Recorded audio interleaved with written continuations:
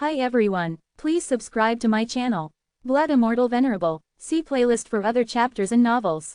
I do not translate the novels. Credits goes to original translator and author of the novel. I only make it as an audiobook so it would be easier to just listen while doing other things. Credits goes to the author of the novel. I convert stories to audiobook for mental health, for multitasking purpose, for accessibility and time saving. Listening to audiobook is also beneficial for people who have disability. It improves our listening skills and improve our English comprehension, vocabulary and other things. So, thank you for listening. Thank you and thank you very much for your support. Chapter 2041, The Fearful Incarnations. In the eerie depths of the mist, a black fog rose and swirled around slowly, containing endless resentment. The resentment floated towards a huge black figure and merged with it as if controlled by an invisible force. You will die soon. The devils will arrive in the night. You will all be crushed, just like the insects you are. All of you have to obey me. These scary incarnations had a memory but no intellect. Some lower-level incarnations, such as the giant thunder rhinoceros, were capable of remembering stuff, but they were stupid. Naturally, they attacked the true gods recklessly. However, there were some intelligent creatures too and they operated differently. These powerful incarnations didn't know how they had come there, but there were some powerhouses in the forbidden area. So conflicts among them were inevitable. The circling black figure was one such powerful ghost. He was the evil god of the soul wilderness. Ha ha, even an evil god can talk crazy. How will you withstand my lightning? Sizz, sizz. The person who spoke was covered in lightning and soft thunder echoed around him. The man did not have a solid physical form. His body was made up entirely of lightning, and a thunderball hovered over him. If the true gods saw this person, they would probably shriek out loud. Atlas, who had wreaked havoc in the divine land several divine eras ago, had revived. Atlas had cultivated a special theurgy beyond the thunderstorm godly way. He transformed himself into lighting. Although he had only reached the consummation of true god realm in the form of thunder, he had the abilities of an immortal. Taking advantage of this ability, Atlas committed many sins in the divine land. He harassed several powerful clans on the floating islands and several consummate true gods chased him, but nobody could subdue him. In his modified form, he was no longer a living being, but rather a force of nature with the intelligence of man. As long as lightning existed, he would survive easily. According to legend, a holy being finally took action against him and banished him into the chaos. Atlas was unable to absorb the energy in the chaos, and he died in the end because the thunder was exhausted. Up until now, no one knew how Atlas had managed to comprehend this sort of theurgy. Some said that he must have fused several types of godly ways in order to possess this kind of theurgy, while others said that he must have obtained an inheritance from ancient times. Currently, a strikingly similar villain had appeared in the debate venue. Nobody knew whose fear had created it. I am unafraid of lightning. Whoosh, whoosh, whoosh. Saying so, the evil god of the soul wilderness stretched out his ghostly hands, which looked like vicious claws, and tried to grab Atlas. Ha ha, no matter how powerful you are just a ghost. Let me test whether or not you are truly fearless. With a wild laugh, Atlas turned into a bolt of lightning and shot towards his opponent. The two incarnations were actually going head to head with each other. You are just an insignificant bug. How will you defeat me? It was just as the evil god of the soul wilderness proclaimed that he didn't seem to be afraid of lightning or thunder. A black circle appeared between the slender hands, which looked like claws. It was actually trying to trap Atlas inside. I don't think your thunder incarnation is powerful. I will kill you quickly. Ha ha, keep struggling. Atlas was desperately shuttling left and right in the black circle. It seemed impossible for him to come out of it at all. However, at the same time it was also proving to be challenging for the evil god of the soul wilderness to kill Atlas. While the two of them were engaged in the fierce battle, a heavy muffled sound could be heard, as if it was the sound of approaching footsteps. Thud, thud, thud, the footsteps sounded 3 times and a huge monster emerged from the depths of the mist. He was already close. Both the evil god of the soul wilderness and Atlas raised their heads at the same time. A huge red foot appeared in the air. It had sharp toes, about 10 feet long, and the entire foot was 1,000 feet long. Thump, the foot came down directly on the evil god of the soul wilderness and Atlas. However, the main bodies of the evil god of the soul wilderness and Atlas were not physical entities. The evil god of the soul wilderness turned into a black mist and flew out of the cracks, regaining his original shape. At the same time, Atlas also turned into a bolt of lightning and shot off. His face turned pale as he looked at the gigantic monster above his head. The colossal monster suddenly bent down, his huge head descending from the layers of mist and finally coming into view. The evil god of the soul wilderness was over 100 feet in height, but compared to the giant monster, he was more like a tiny insect. Who are you? The evil god of the soul wilderness didn't dare refer to the huge monster as a bug. Ha ha, I don't like dirty souls. The huge monster's face revealed a nasty smile. He then extended a finger and gently pointed it at the evil god of the soul wilderness. Clap, a red lightning struck the evil god of the soul wilderness mercilessly. The red lightning contained infinite power. The evil god of the soul wilderness didn't stand a chance. He couldn't even struggle or flee before being instantly killed. Atlas, who was standing beside him, didn't dare to move a muscle. He stammered, You are the fiend in the abyss. Many unimaginably ferocious creatures lived in the depths of the abyss demon region. There were ghosts, evil spirits and abyss demons. However, it was the fiends that truly governed the abyss demon region. Ha ha, you're right. You should surrender to me, explore the whole world, and report back to me, said the fiend lightly. The fiends in the abyss belonged to a very intelligent race. Even though they were unable to leave the abyss demon region, they were stronger than holy beings when it came to using and researching various energies. Therefore, even the holy beings did not have the guts to go to the bottom of the abyss demon region because these fiends would use powerful methods to bury them. I will surrender to you. Atlas didn't dare to resist. He thought that the fiend had the power to kill him. Such a mighty being had abilities which were far beyond what Atlas could imagine. Go forth and explore the mist. I want to know who brought me here. I, Edmund, won't listen to anyone. The fiend murmured. Clap. In a flash, Atlas turned into a streak of lightning and shot off in the distance. Just as he left, a woman strolled out of the heavy mist. The woman's hair, like gorgeous black satin, was thousands of feet long and trailed behind her on the ground, shining like black pearls. Her gorgeous eyelids shone with a purple glow, and underneath those gorgeous eyelids were a pair of coquettish red eyes. A strange feeling overcame the fiend as he watched the woman sauntering towards him. He looked down at her and asked, Who are you? She glanced at him indifferently and walked past him slowly and gracefully. Chapter 2042, Snake Spirit. As a fiend that had been living in the abyss ever since his earliest memory, Edmund was not one to let anyone dismiss his capabilities. His instincts told him that this woman wasn't someone to be trifled with, but he still raised his humongous fist and slammed it heavily in front of the woman. Bang! The thunderous blow made a significant dent on the ground in front of the woman. A current of strong wind was stirred up by the punch, and this wind blew the woman's long hair into the air, flying like thin ribbons that were 1,000 feet long. Answer my question, Edmund said coldly, still waiting for the woman's response. A faint smile played on the woman's lips as she told him, You don't even know what you are. I am under no obligation to answer you. What do you mean? Edmund asked in a rumbling voice. In the world of fiends, they understood almost everything that went on. But he suddenly appeared in this world of mist for no apparent reason, and he was prevented from leaving by a powerful force that restricted his body. As much as he wanted to leave this place, he realized that it was beyond his ability. He also felt an intensely murderous intent in his heart. The murderous intent wasn't of his own will, but it kept persuading him to kill some creatures. He felt the will deep in his soul, and he couldn't do anything to resist it. It made Edmund feel miserable. Get out of here, the woman told him coldly. Go to hell. Edmund raised his fist again and directly smashed it straight down on the woman. The woman tilted her head upward slightly, as if to meet the fist that was slamming down on her. A single strand of her hair fluttered in the wind gently. Her hair was as soft as a swan's feather, but as the strand of hair floated upward, it was fortified with great strength and force as it was pulled tight. Puff! In a flash, the hair strand lightly grazed Edmund's gigantic arm. Plop! Edmund's arm was cut in half. It fell from the sky and crashed on the ground, creating a huge crater.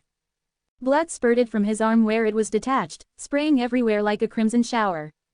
Fizz! The scarlet blood melted and corroded everything in a crazy manner. Fiend's blood was highly corrosive to everything it came in contact with. Blood spurted everywhere, falling in all directions around the woman. Miraculously, not a drop fell upon her. It was not clear whether it was a coincidence or she had a special ability that enabled her to avoid being splattered. You! Edmund shouted, full of rage. But the woman already left and walked into the mist without a backwards look. A look of confusion was also written on her face. This place. It was created by the will of good and evil, truth of goodwill and malice. That should be in the Sunrest Wood. Everything here was created by the captain of the ship, whose fear created me. During the past several years, she had shown herself only to very few people. Since she was already here, she thought it might be a good idea to meet the captain. At the same time, happening on the other side. Good job. Reinhard cheered Yan as they stared at the fallen form of the giant thunder rhinoceros on the ground.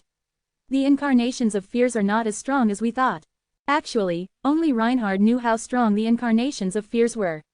The giant thunder rhinoceros was probably the least powerful among them.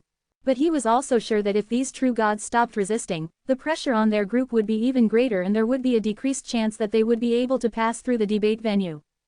Reinhard realized that his companions needed to hear words of encouragement to help them face the next challenges. Yan's excellently executed moves did help those true gods get back the confidence. He was glad that they were not alone to face the incarnations of fears. They had many powerful people who were part of the team, and he would need to rely on them to help them overcome the hardest part of their journey. Everyone, you have seen for yourselves that these incarnations of fears are not as terrifying as you think. You can also rely on the avatars of those you trust the most. The avatars made from the truth of godly way are not only indestructible, but also much stronger than yourselves, Reinhard told them, in hopes of further boosting their morale. That's right, the fears we have deep in our hearts are not that strong. This is also a way to train your will. If you can overcome your own fears, it will also be a great boost to your will. ... While everyone was distracted with cheering each other up, they heard a rustling sound nearby. Buzz! Reinhard's tribulation exterminating sword suddenly trembled and pointed suddenly to the direction of the sound. Look out! Reinhard's expression darkened into a scowl as everyone looked in the same direction. Hiss! Hiss! A small snake suddenly appeared in front of them, apparently materializing from the mist. Everyone's faces turned from serious and wary to amused and relieved after they saw the little snake clearly. It was actually an ordinary flower snake, and it was very common in the divine land. As even an ordinary divine citizen could kill it, it couldn't be considered a fierce beast. Is this also an incarnation of fear? Ha ha ha, who will be afraid of such a little snake? How could someone be afraid of this? Whose incarnation of fear is it? Admit it quickly. The true gods only laughed. That should be, it's me, I think. A raven-haired young man stepped forward, his expression unreadable. The young man's name was Burke Liu and he was from the Liu clan. Burke, seriously, how could you be afraid of a tiny snake? Anyway, you are a top-rank true god. How? Whoosh. One of the true gods shot out an intense ray of light that chopped up the snake into several pieces. Most of the true gods laughed mockingly at Burke. Only Reinhard sensed that something was wrong. He stared at Burke and asked, "Are you sure that your fear is this little snake?" Staring confusedly at the mist before him, Burke muttered, "Well, it might not actually be my fear. What I am afraid of should be snake spirit. The snake spirit can form a sea of snakes. This little one is probably only one of them." He seemed to fall into a miserable reminiscence of the past as he spoke. He remembered as his father's life was taken by the sea of snakes. Snake spirit. It was just at that moment that Reinhard realized why Burke looked so upset at the sight of the little snake. As soon as he finished talking, the true gods all heard waves of hissing coming from all directions from the surrounding mist. Buzz! Reinhard's tribulation exterminating sword was spinning crazily at a furious speed. It's a huge group of snakes, Zen stated as he tried to make out the snake shadows that were steadily shining in the mist. No, it's the snake sea. Fear was evidently written all over Burke's facial expression and body language. In a blink of an eye, countless snakes simultaneously rushed out of the mist. There were snakes of different types and sizes, ranging from palm-sized snakes to gigantic snakes, and even variously colored venomous snakes. Some snakes were ones that were ordinarily found in the divine land, but there were also a number of snakes that came from the forbidden lands. Everyone, fly to the sky. Reinhard ordered, make sure you find that snake spirit. Otherwise, we'll all be drowned in an endless sea of snakes. Swish, swish, swish. At the same time as the true gods launched themselves into the sky, long and thin shadows also shot upwards. It seemed that there were also countless flying snakes congregating from all directions. Kill these snakes. It's just some little snakes. What are you afraid of? Right, we true gods are not afraid of any poison. The true gods began their counterattack. Zen suddenly came up with an idea, and Lavender immediately rushed towards the sea of snakes. As she slashed her long spear gently, a thin arc-shaped spear light spread outwards quickly. In a flash, more than 1,000 of the snakes were cut in half. It's not that hard, Zen thought to himself. The other true gods had also found out that the snakes were significantly easy to kill. They didn't have a hard time eliminating them, so they were off guard. They soon realized that it was all just an illusion. Suddenly, a dark shadow estimated to be as high as 30 feet materialized from deep within the mist. As the shadow approached closer, they discovered that it was a great mass of wriggling, writhing snakes entangled all together. This was the real Snake Sea. Chapter 2043, Dangerous. If it was a group of ordinary snakes, no matter how many they were, they wouldn't pose much of a threat to these true gods. Even if they somehow got stuck in a sea of those snakes, it wouldn't be much of a threat. These true gods were so skilled that any number of snakes would be crushed to smithereens before they could even move an inch in their direction. So what? They are just snakes. Burn them to death. Swoosh, swoosh, swoosh. One of the disciples of the wealthy clans on the floating islands took out a black fire dragon. The fire dragon charged into the sea of snakes, and then proceeded to fall and roll. The tens of thousands of writhing snakes were immediately burned to ashes. Wind demon, fulfill my command. A light green shadow was formed in the hands of another top-rank true god. It was the wind demon. Once the shadow had condensed itself, it immediately turned into a strong wind and tunneled into the sea of snakes, cutting them to pieces. Under attacks from all sides, the snakes were unable to rise from the sea. The threat had been constrained. Even the flying snakes from the sky were instantly killed. Ha, these snakes are not that dangerous. Even in large numbers, they are easily restrained. Why should we be afraid of them? Hey, Burke, why are you scared of these snakes? These snakes are easily killed. Many of the true gods really didn't give the snakes much thought. It's not what you think, said Burke quietly. They might not be much of a threat now, but they will grow stronger and stronger with time. And how strong can they get, exactly? Someone scoffed disdainfully. There was, indeed, a small number of snake spirits remaining in the divine land. The vast majority of the true gods had never seen or heard of them, so they didn't know how dangerous they were. They are unimaginably strong. If we can't drive the snake spirit out, they will grow strong and large enough to swallow even the consummate true gods whole, said Reinhard, his voice somber. With a wave of his hand, dazzling sword lights spread in all directions. The flying snakes in the sky were then immediately cut into smithereens, and the fragments were scattered in the wind. As soon as he had finished, someone spoke, the situation is indeed different. These snakes have grown stronger. Look there, those are level 1 ferocious beasts in Forbidden Land of Fallen Leaves. There were many kinds of snakes in the Divine Land, and the difference in strength between them was considerable. Ordinary divine citizens could kill the weakest snakes, but some of the powerful snakes were recorded in ancient legends and could even fight against holy beings. However, the most powerful snakes were reclusive beasts. They tended to lurk out of sight, and thus were rarely seen. Reinhard had heard the legend of the snake spirit. The snake spirit was a very special creature. In fact, it was not a creature at all. It was the embodiment of a snake curse cast in the ancient times. When a snake spirit appeared, it could summon an enormous number of its snake underlings, forming a legion large enough to devour all the creatures around it, leaving nothing alive. Reinhard had read the ancient books about the snake spirit in the Sword Clan. According to those stories, the snake spirit had appeared 3 times so far, and each time it had appeared, it had caused enormous devastation, destroying entire divine cities. It had completely demolished 2 divine cities with the 1,000 Commandments slate, and another one with the 100 Commandments slate. The slates protecting the divine cities were extremely powerful, and there were many top-rank true gods living there. One of the divine cities that had been destroyed by the snake spirit had been guarded by a consummate true god, and it had, nevertheless, succumbed. The true gods within the city were all devoured by the innumerable snakes. The snakes they had encountered just now had been the weak type, so killing them had been easy. Now, however, they faced level 1 ferocious beasts from a forbidden land. Although they weren't the most powerful beasts of their kind, they were not as weak as the ones that had preceded them, and killing them would not be that easy. Furthermore, they would soon evolve into ferocious beasts of even higher levels. If we stay here, we will surely die. We have to leave as soon as possible. The only way we can stop more snakes emerging is by finding and killing the snake spirit. If you want to survive, you must follow me, Reinhard announced, a trace of desperation in his voice. Then he and his avatar took the lead, deliberately and quickly moving forward. Reinhard and his avatar brandished their swords at the same time.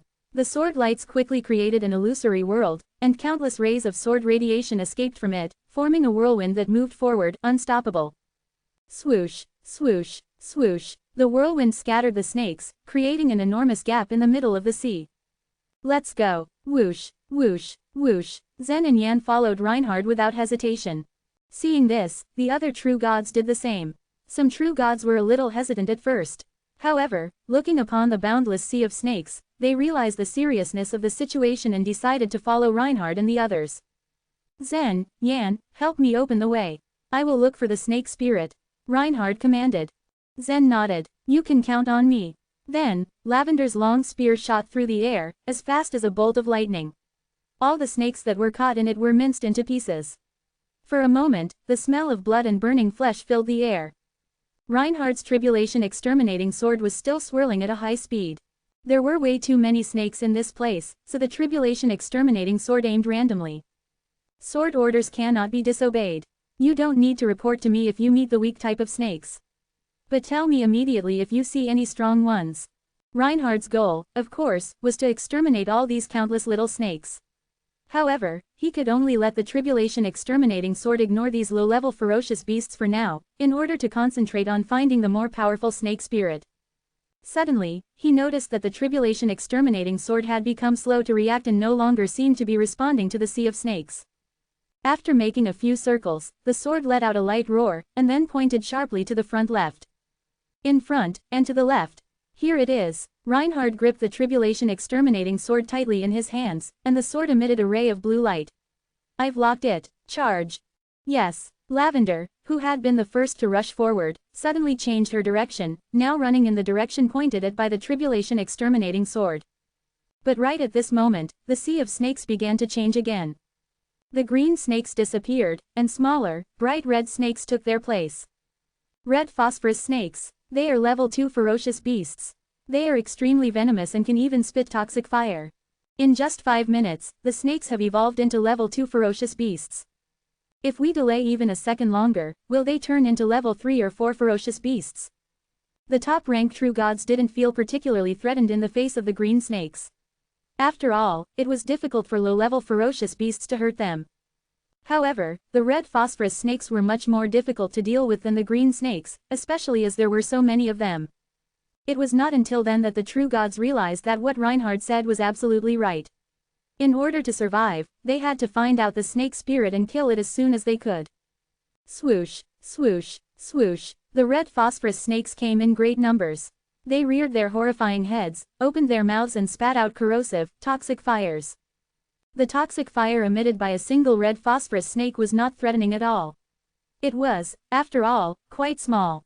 However, the amount of fire that this enormous number of red phosphorus snakes could emit was dangerous, if not lethal. The parting water enchanted barrier. The enchanted barrier of 5 elements. Light of the shield. The true gods present each used their own means to block the poisonous fires. Zen didn't seem afraid of these red phosphorus snakes at all. He had rushed to the front, taking the lead. He had no care for either poison or fire. It was no threat to him. These red phosphorus snakes were level 2 ferocious beasts. Zen had killed a huge number of them effortlessly, with an air of being completely at ease, as though he were chopping vegetables, not killing countless venomous creatures. However, the speed with which he was moving was too slow to be efficient. We can't go on like this. Still maintaining control over the tribulation exterminating sword, Reinhard yelled, the snake spirit is fleeing. I'm afraid we can't catch up. We only have 15 minutes. The snakes would evolve every 5 minutes. They didn't know what kind of snake would come next, but they were sure that it would be a level 3 beast. And after another 5 minutes, level 4 beasts would come. If the snake spirit managed to fill this vast land with level 5 beasts, even the consummate true gods would face certain death. Chapter 2044, Antennae. If the group of true gods were to fight together, they could definitely resist the troublesome snakes that surrounded them. As they advanced while fighting, their speed was slow. What should we do? The whole debate venue was swarming with enemies. Zen's eyebrows were scrunched together. The situation was getting ugly really fast. Each one of their fears had a physical manifestation, and the snake spirit and other powerful existences they met around the debate venue were just a few of them. Meanwhile, the multiple antennae snake that attacked them before was nowhere to be seen now. None of them knew where it was hiding, but all of them were on guard for a surprise attack. Zen, Yan, let's rush out and kill the snake spirit, said Reinhard, stepping up to the occasion. The others, hold your ground. Zen let out an affirmative grunt. Now was not the time to hesitate. Just then a soft squeaky voice spoke from Zen's left, halting his steps. Can you bring me with you? It was the short true god whose eyes were like two soybeans. While the other true gods didn't pay this person much attention, Zen had quietly watched him along the way. The soybean-eyed guy was not from a floating island and he kept a low profile, but he had a deep understanding of the truth of godly way. Plus, his avatar was much stronger than those of other disciples from the floating islands. Reinhard hesitated, but Zen nodded his head. All right. Since Zen had agreed, Reinhard didn't say anything else. He looked back to the others. Disciples of the Sword Clan, set the soaring sky sword array. Yes, sir. After a chorus of affirmative noises, Solomon and the other disciples began to arrange the array. It wasn't the most critical moment yet. The disciples of the Sword Clan still had a trump card, namely the calamity swords given by Marsh. They'd wait for the moment they stared death in the face before they used the calamity swords. Let's go. And without delay, Reinhard, Zen, Yan, and the soybean-eyed guy sprinted ahead. Among the four of them, Yan, Reinhard, and the soybean-eyed guy could fly with no problem, but Zen had to resort to the flying sword given by the Sword Clan. You have incredible talent, Zen. Why are you still a low-rank true god? Reinhard couldn't help himself from asking. In his opinion, it was not difficult for the disciples of the wealthy clans like Yan and Zen to improve their cultivation base. They might meet some restrictions on the way to becoming consummate true gods, but it shouldn't be difficult for them to become top-ranked true gods. Moreover, even if Zen's talent was not high enough to make him a top-ranked true god, it should still be easy for him to get pills and opportunities that could help him become a mid-rank or even a top-ranked true god. It's a long story, Zen answered with a bitter smile. His cultivation base had been far inferior to that of his sister. It wasn't that he didn't want to advance to a higher level. It was just that the situation couldn't be helped at the moment. However, with the small divine land in his body, he had not fallen behind in terms of strength improvement. Although he was only a low-rank true god, when he encountered ordinary top-ranked true gods, he wasn't inferior in the slightest. The snakes are coming again. The red phosphorus snakes surged in waves, coming down towards the four people. Reinhard attacked first. Wind-splitting sky. Previously, his sword moved so fast that the true gods present didn't even notice the movement until his opponent was sliced in two. But now, his movement was oddly sluggish. He unsheathed the long sword in his hand and swung it towards the red phosphorus snakes. Chop! With this sword strike, the fabric of space was instantly shattered, forming a black space crack.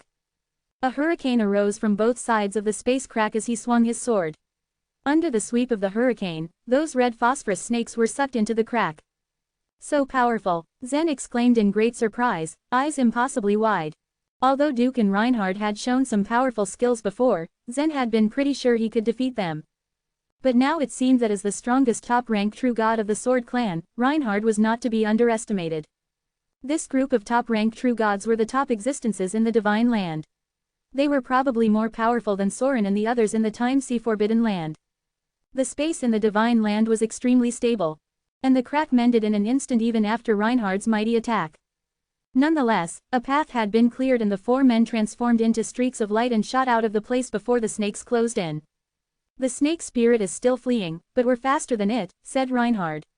Ahead of them, the tribulation exterminating sword constantly changed its direction. According to the historical records, the snake spirit isn't powerful. It's not difficult to kill it. The snake curse was the snake spirit's curse. The snake spirit was a special curse itself, and strictly speaking, it was not considered a creature. As the four of them sprinted, Zen's eyes narrowed. Through the thick fog, he saw a jasper snake shadow.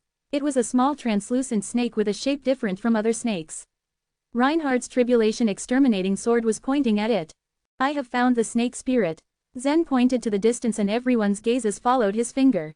Hiss, hiss, hiss. Just then, a large number of snakes gushed out from beside the little snake spirit.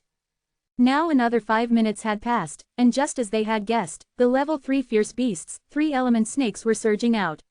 Their front ends were red, the middle parts were black, and the tails were purple. They had 3 deadly poisons in their bodies, making them several times stronger than the red phosphorus snakes. Another 5 minutes has passed. I wonder if they can block these 3-element snakes. Let's kill the snake spirit first. Reinhard then charged at the snake spirit. However, the snake spirit, sensing danger, darted and went underground. You can't escape. Reinhard brandished his sword. Crack. At once, the soft ground cracked open, revealing the snake spirit. Go to hell. Reinhard didn't hesitate or show mercy. He had to kill the snake spirit as soon as possible, or all of them would die. But just as Reinhard was about to make the final blow, a huge antenna filled with fist-sized suckers suddenly erupted from the ground, held onto his ankle, and dragged him below. Holy crap, damn it, Yan, Zen, and the soybean-eyed guy looked on with gaping mouths and pale faces. Then more than 10 huge antennae suddenly extended from the ground and surrounded them. They didn't expect that at this critical moment, the long-lost multiple antennae snake would reappear. Chapter 2045, Killing the Snake Spirit. It was known that a multiple antennae snake was much stronger than a snake spirit. Yet no matter how powerful a multiple antennae snake was, it was still alone. It couldn't possibly kill everyone in front of it. On the other hand, the snake spirit was on a whole different level. It could summon almost everything related to snakes in the divine land. If it was still alive, it could even summon a large number of multiple antennae snakes. Perhaps, the reason the multiple antennae snake was there was to protect the snake spirit. I'll go kill that snake spirit, and you go save Reinhard, Zen said. There was no time to hesitate in such a crucial moment. They based most of their decisions on instinct, as even 1 second of hesitation could land them in a desperate situation. Whoosh! A gust of wind blew as Zen flew towards the little snake on his flying sword. In turn, the snake's antennae flailed wildly when it saw Zen, then prepared to pounce and bind him. Just a few moments ago, the antennae had caught Reinhard off guard. There was no way Zen would make the same mistake. He was still rushing forward on his flying sword and did not intend to make any move, when a red figure suddenly jumped up behind him. Meanwhile, the long spear circled around Lavender's waist like mad, so that it almost looked like it was a dancing wheel.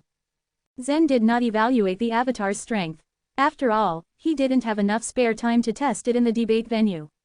Besides, Lavender's attack was extremely powerful that even he himself could not resist. She was undoubtedly his greatest ally in the debate venue. The red spear turned in a few moments, and then all the tentacles were ground into shreds of flesh. The ground shook as Zen immediately ran over to it without hesitation. The small jasper snake continued to drill a hole into the ground as it simultaneously summoned numerous 3-element snakes, which surrounded him.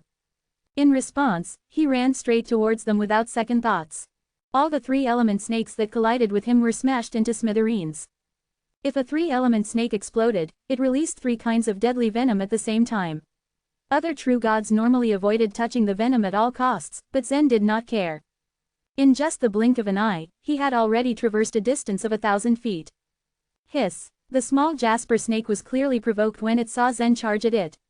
Then, it wriggled and hissed constantly in a strange fashion, as if it was speaking in some kind of language. Soon enough, it summoned new snakes every time it began to speak in the snake language.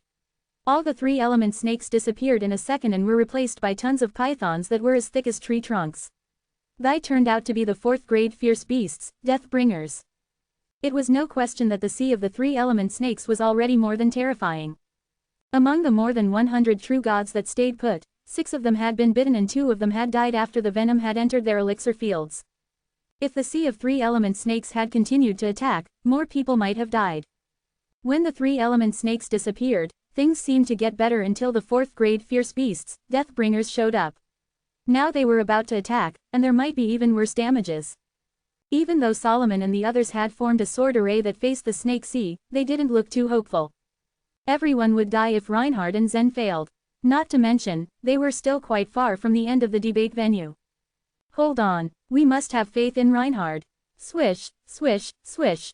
Huge rays of sword radiance in the shape of a crescent spread out everywhere, and in the blink of an eye, they had killed hundreds of thousands of 3-element snakes. Yet, more 3-element snakes had formed a sea of snakes that surged like the tide. There were too many of them to kill. Just as their group was about to give into exhaustion, the snake shadows in the mist changed once again. The snake sea the 3-element snakes had formed disappeared. Death-bringers, 4th-grade fierce beasts. Did Reinhard and the others fail? The true gods felt like they could cry a river when they looked at the awfully dense mass of Death-bringers. They all knew that the debate venue was a dangerous place, but this was just too much for them. The Death-bringer was known for its fierceness, ferocity, and overpowering strength. They usually moved alone in the swirl forest, but even so, it was already hard enough to fight one of them. Its huge body was strong enough to crush even a true god. Now, there were tens of thousands of Death-bringers. Then again, such was a unique feature of the debate venue. If all true gods had very weak fear incarnations, say, Such unintelligent fierce beasts as the giant thunder rhinoceros, then it would be easy for them to enter the debate venue. In fact, the Sword Clan had done a test to see if it would succeed. They sent some innocent, kind-hearted disciples of the Sword Clan, who barely saw the outside world, to enter the debate venue. These disciples came from a simple background, and logically speaking, they did not find anything particular to be afraid of. The Sword Clan, however, quickly discovered that they were too naive. The fear in their hearts was from their subconsciousness. Those disciples from the Sword Clan might appear to be simple, but in fact, they were more likely to have an unexplainable fear incarnation. Some of those fears were strong enough to be truly incomprehensible, and that they had intangible means of killing to the point that they directly killed two consummate true gods of the Sword Clan. Now, the true gods were all scared looking at the snake spirit and the numerous death bringers in front of them. On the contrary, Duke appeared to be quite relaxed. It seemed that the preparations he had made weren't needed after all. Swish! The huge, overly thick and massive death bringers swarmed around Zen until dozens of them were completely wrapped around him, all in a span of 3 seconds. He was already invisible under the pile of thick snakes, but more death bringers tangled around him and formed a python tower. If one python was already horrifying to even see, how much more dozens of them? Not too far away was the small jasper snake, who watched the whole scene with its malicious, beady eyes that seemed to smile. The vicious creature was clearly a clever and wise being. Yet, it didn't feel complacent for too long. Blood suddenly spurted out from the middle of the python tower, followed by a massive force that exploded and flew straight towards the small jasper snake. Die! Shouted a faint voice from the python tower. After Reinhard found the snake spirit, Zen quickly fixed his spiritual sense on it. Although he was trapped in the heap of death bringers, the distance was short enough for him to use the 4 swords change of God's killing sword array. He then summoned the Buddha Emperor sword. Finally, it was shot directly at the small jasper snake. The moment he finished speaking, the Buddha Emperor sword had already cut it in half. The snake spirit wasn't that strong, but its upper half still tried to drill into the ground with a tenacious momentum despite being cut in half. You want to escape? You're dreaming, Zen sneered. The Buddha Emperor sword circled around the snake spirit, before it cut its body into thin pieces. When it finally died, the death bringers that surrounded Zen and the other millions of death bringers in the mist disappeared as well. Chapter 2046, The Destroying Light. Solomon led all the other disciples out to fight against the death bringers. But the group of top-ranked true gods was by no means on the same level as these horrifying opponents. Under the Snake Sea's impact by the death bringers, the enchanted barriers and the magic arrays arranged by all sorts of magic weapons were as fragile as eggs. Not even the true gods could resist in such a situation. Everyone continued shrinking back and drawing together, ready to retreat. Under such a defeat, the true gods were dispersed by the death bringers and were most likely to die very soon. Just die here, I can't accept that. There are hundreds of thousands of 4th-grade beasts. You're not even qualified to fight with your full strength. Move back, move back. Ah, all the true gods seemed full of despair. More and more of them were swept away by the death bringers, disappearing in the vast sea of snakes. There was no doubt that they would perish in the end. Many of the true gods merely gave up resisting and remained still as they waited for death. But amidst the chaos, the death bringers suddenly disappeared in an instant. At that moment, the place quieted down. Only some true gods failed to recover from the shock. Somewhat blurry roars resounded and they quickly realized what had happened. Unbelievable, they disappeared. All of them are gone. Oh my god, they made it. The snake spirit has been killed. In their excitement, the survivors began cheering. If the snake spirit hadn't been killed, probably everyone would have died within half a minute. But in the middle of the cheer, the ground began to shake. Zen rushed ahead and killed the small jasper snake in a series of swift movements. Even the avatar under his control failed to make a move, having arrived a moment too late. And after killing the snake, Zen did not linger. He returned promptly with his avatar. Meanwhile, Yan and the guy with soybean-like eyes were busy rescuing Reinhard. Yan's strength had already far exceeded Zen's imagination and he had no choice but to allow her to take the risk and face the multiple antennae snake. As her brother, he was still reluctant to put her in harm's way, but it was a necessity. Clatter. Zen heard some kind of friction on the ground when he returned to a certain distance. Then, the earth shook violently.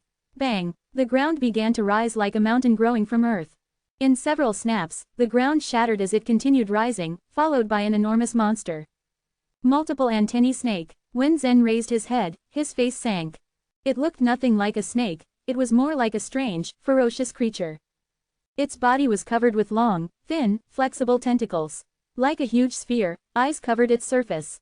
Yan, Reinhard. Zen's eyes flashed. He found Yan and the other two underneath the multiple antennae snake.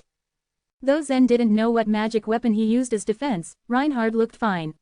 He appeared like a hedgehog, the sword light ceaselessly shooting at him from all directions. Yan and the soybean-eyed guy shuttled back and forth among countless tentacles. It seemed that they managed to skillfully resist the attacks. The multiple antennae snake was not as powerful as they had imagined.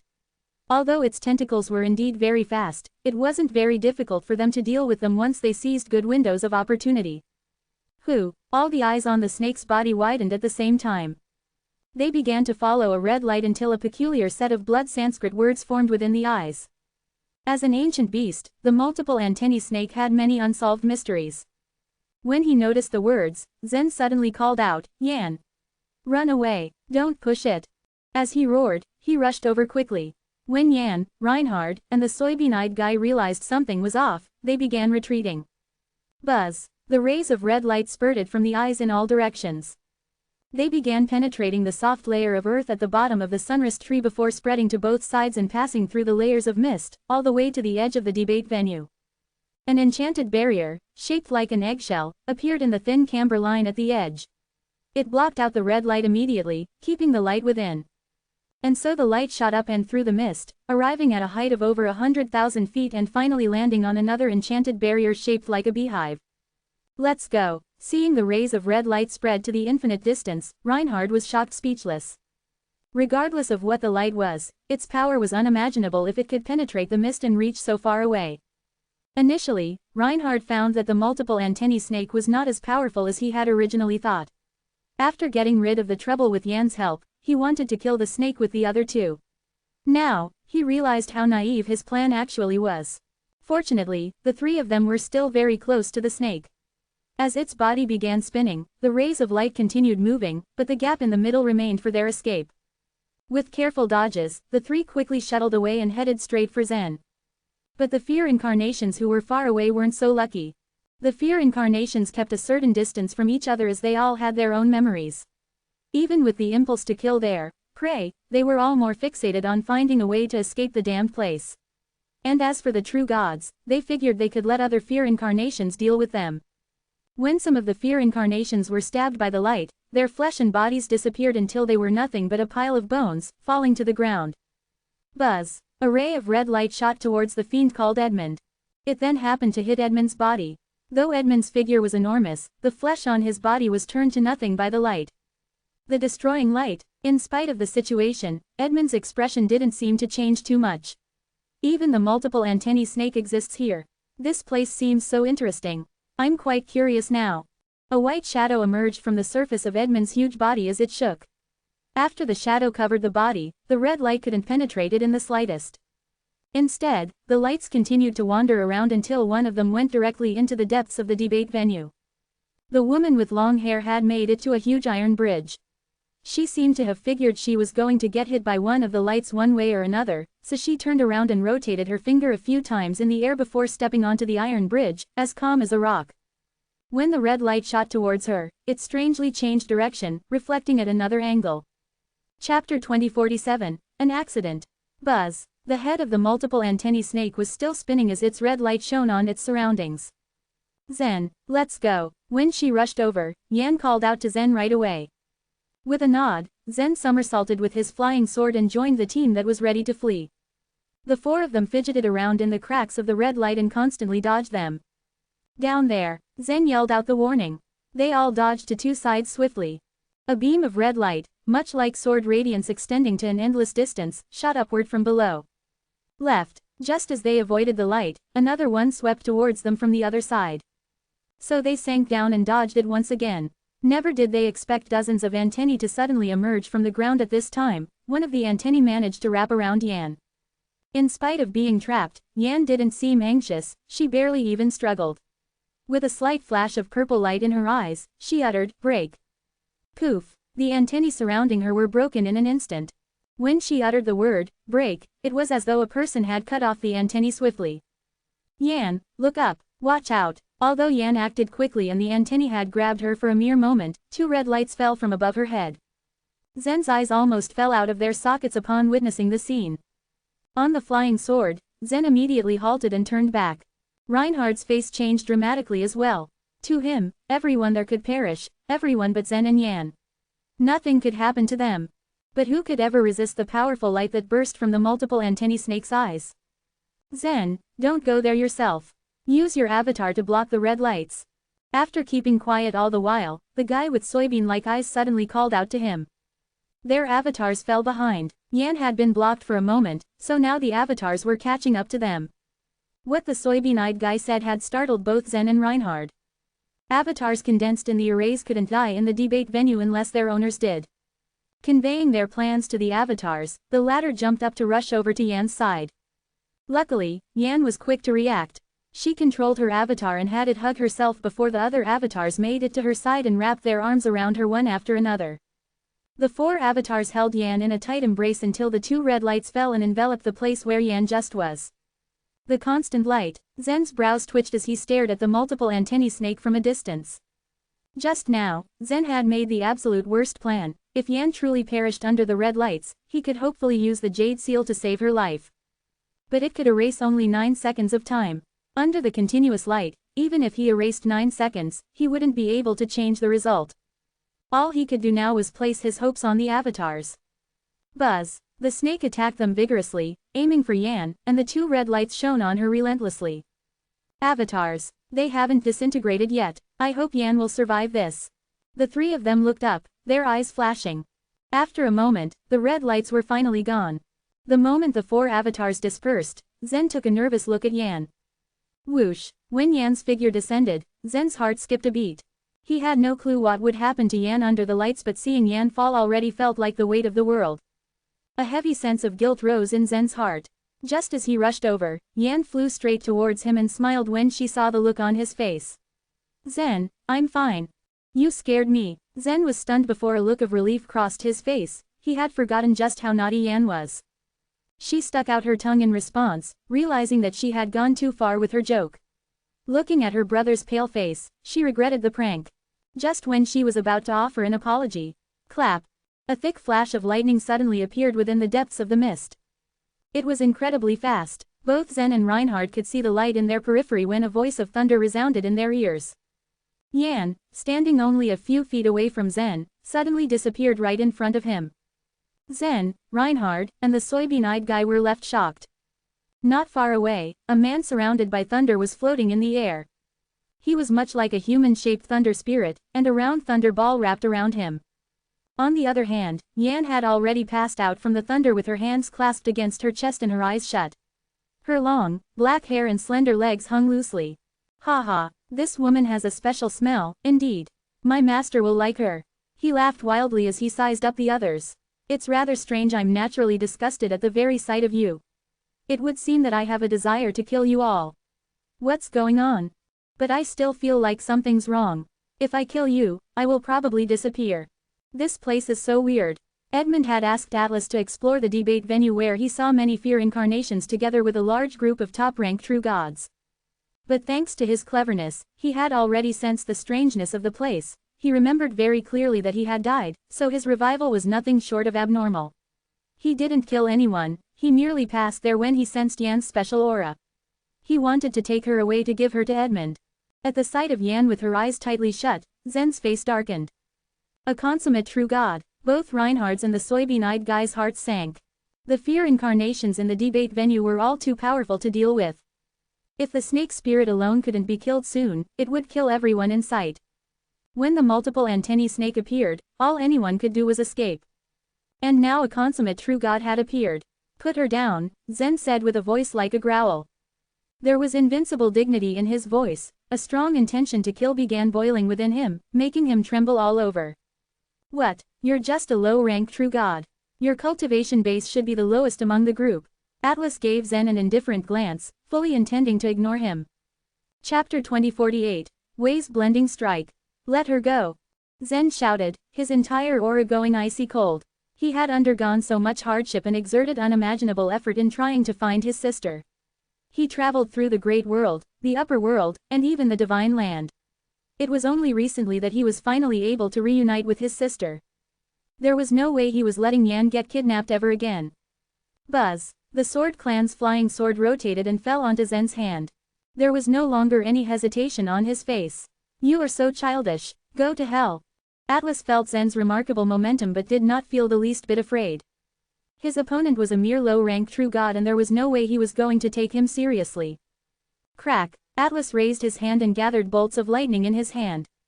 He was the incarnation of thunder and already had a consummate understanding of the thunderstorm godly way. There was nothing special about his bolts. However, they were extremely powerful. Fuzz. The bolts in his hand condensed into a sharp, thunderbolt all. It's so powerful, Reinhardt exclaimed. Even Master Ivan wouldn't be able to defeat him with the thunderbolt sword. Who exactly is this guy? Whose incarnation of fear is he? There was a big gap between the consummate true gods. Atlas himself was destined to be the top existence among warriors who reached consummation of true god realm. In the past, any wealthy clans on the floating islands already sent several consummate true gods after him but none succeeded in bringing him down. Only a holy being managed to succeed in sending him into chaos. Bang! The thunderbolt all in Atlas's hand came straight for Zen. Zen fiercely waved his sword in the face of such a powerful thunderbolt all. The moment he sent out that strike, all emotion disappeared from his bloodshot eyes. In the past, this sword skill of his, taught to him by Supreme Lord Sword, was called the god's intimidating strike. But he was a true god now. It wasn't really appropriate to call it by its old name anymore. During the 2 years he spent in the fairy palace, Zen continued to practice and hone his sword will. The emotion-closing godly way released under the state of the ripping consciousness was terrifying, but it was far from enough. 2 years ago, in the Time-Sea Forbidden Land, Zen saw that faint figure merged 3,000 godly ways together inside the Divine Time Temple. After fusing the 3,000 godly ways, the energy he obtained was indeed extremely powerful. Unfortunately, when Zen himself practiced it, he found that the fierce energy was uncontrollable and could lead to him exploding if he wasn't careful enough. However, after cultivating the truth of cultivation nature, Zen finally found the key to wielding such power. Nature must be allowed to take its course.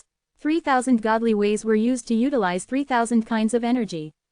These energies were complex, as were the godly ways. Even the energies contained within the godly ways themselves could combine or restrict each other. The 5 elements godly way, for example, was originally the combination of 5 contradictory energies. But to combine all 3,000, it was impossible. However, despite being so different, the godly ways, in fact, all led to the same destination. When Zen used the truth of cultivation nature and combined it with 300 kinds of godly ways, he did not interfere and simply let all of them run their course. Some godly ways were devoured. Others merged with each other. Most collided until finally merging and finding a suitable state. It was only after careful trials that all 300 became one. The result was a very complicated energy. Zen had no idea whether this kind of energy had ever appeared in the Divine Land, but he definitely knew he made the right choice. The instructions from the Divine Time Temple were certainly correct. He had never really used this method before. The emotion-closing godly way was considered a forbidden way. Using it at will could get him into trouble and there was no way he'd be able to use it in the Sword Clan. However, seeing Yan get taken away again made something snap inside of him. Therefore, he went all out with this strike. As this method was the blending of all the godly ways, Zen came up with a name. Emotion Closing, Ways Blending Strike. The surface of the Sword Clan's flying sword glowed a magnificent color. The merging of the godly ways eliminated all wild energy and transformed it into pure power. Thus, Zen swung his sword. Crack! As the tip of his sword touched the thunderbolt all, a loud explosion was heard. Fizz! Fizz! Needless to say, the thunderbolt all was completely annihilated by Zen's ways blending strike. The moment the light disappeared, so did the thunderbolt all. What? This is... Atlas originally thought his thunderbolt all would have been more than enough to kill Zen. There was no way he would take any of the top-ranked true gods seriously, much less Zen. However, he would think more, compared with the ordinary incarnations of fears. He hadn't attacked before because he wanted to find the secret in this mist-filled world. Since this low-ranked true god wanted to die though, then he had no choice. Atlas threw a thunderbolt all containing 60% of his power. To his surprise, however, it was easily destroyed by a low-ranked true god. What the hell was going on?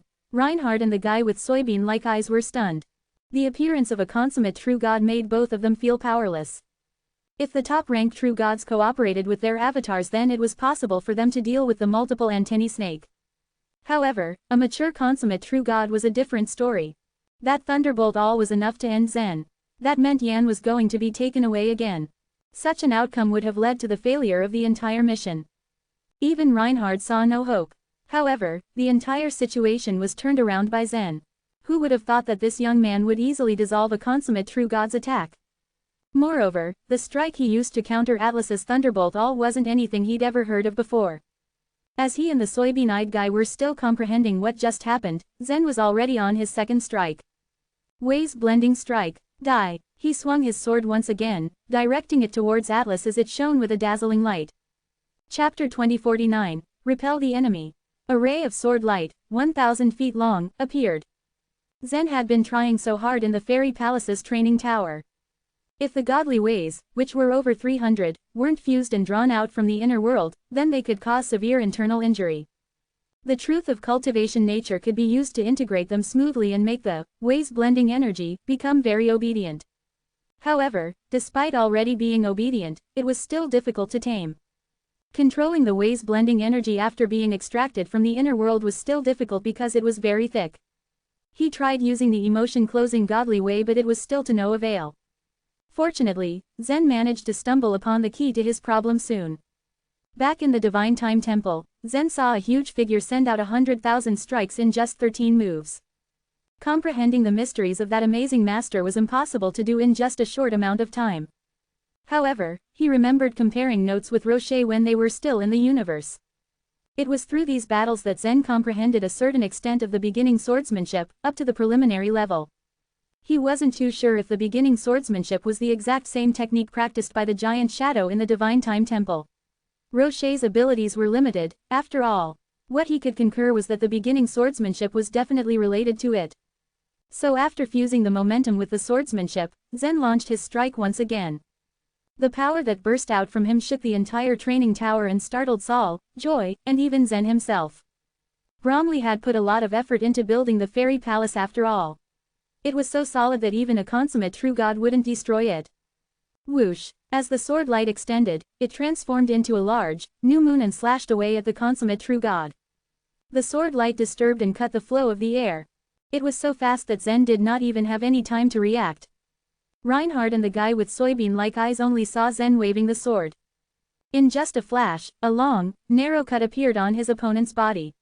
It started from his shoulder down to his torso, avoiding Yan entirely.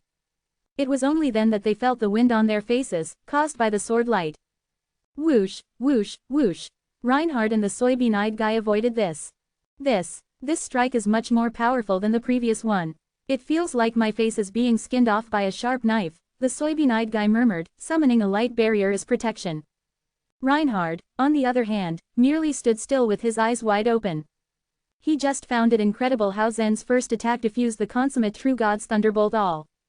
Zen was the anonymous man who had powerful strength, that much had been established. However, it was still inconceivable for them to witness him resisting a consummate true god's attack. As for the second sword strike, swords were the Sword Clan's honor. It was through swords that made the Sword Clan stronger. Through swords, they were able to occupy the Sunrise Tree and became the second greatest clan in the entirety of the Divine Land. Swords were the Sword Clan's foundation. They were considered as the authority in terms of swordsmanship. A godly way belonging to swordsmanship did not exist, but the Sword Clan was able to go around this and merge all godly ways with their techniques. Using the elementary fire godly way, they were able to create a third beyond it, the flame-dancing sword. Through the thunderstorm godly way, they were able to create the thunderbolt sword. Through their understanding of the parting water godly way, they also created the raging inquiry sword. And so on. A sword tablet existed in the heavenly sword divine city. Each time a sword clan master created a new, powerful thurgy, a sword would appear on the sword tablet. The swords represented powerful and astonishing thurgies. During the course of the divine eras, 63 swords were inserted into the sword tablet. Reinhard often gazed at this tablet at sunset, admiring this representation of the sword clan's painstaking efforts over the years. He often thought that his clan had gone far and beyond in the way of swordsmanship and that there was no way the other clans could ever catch up. If the time ever came for when he finally became a consummate true god, Reinhard would make it his goal to insert his own sword into the tablet. One more sword was equivalent to advancing further in the way of swordsmanship. Such an achievement was considered the greatest honor for a sword clan member. However, Reinhardt's conviction was inevitably shaken after he witnessed Zen's strike. Strictly speaking, the strike Zen performed just now had the same power as Reinhardt's instant sword.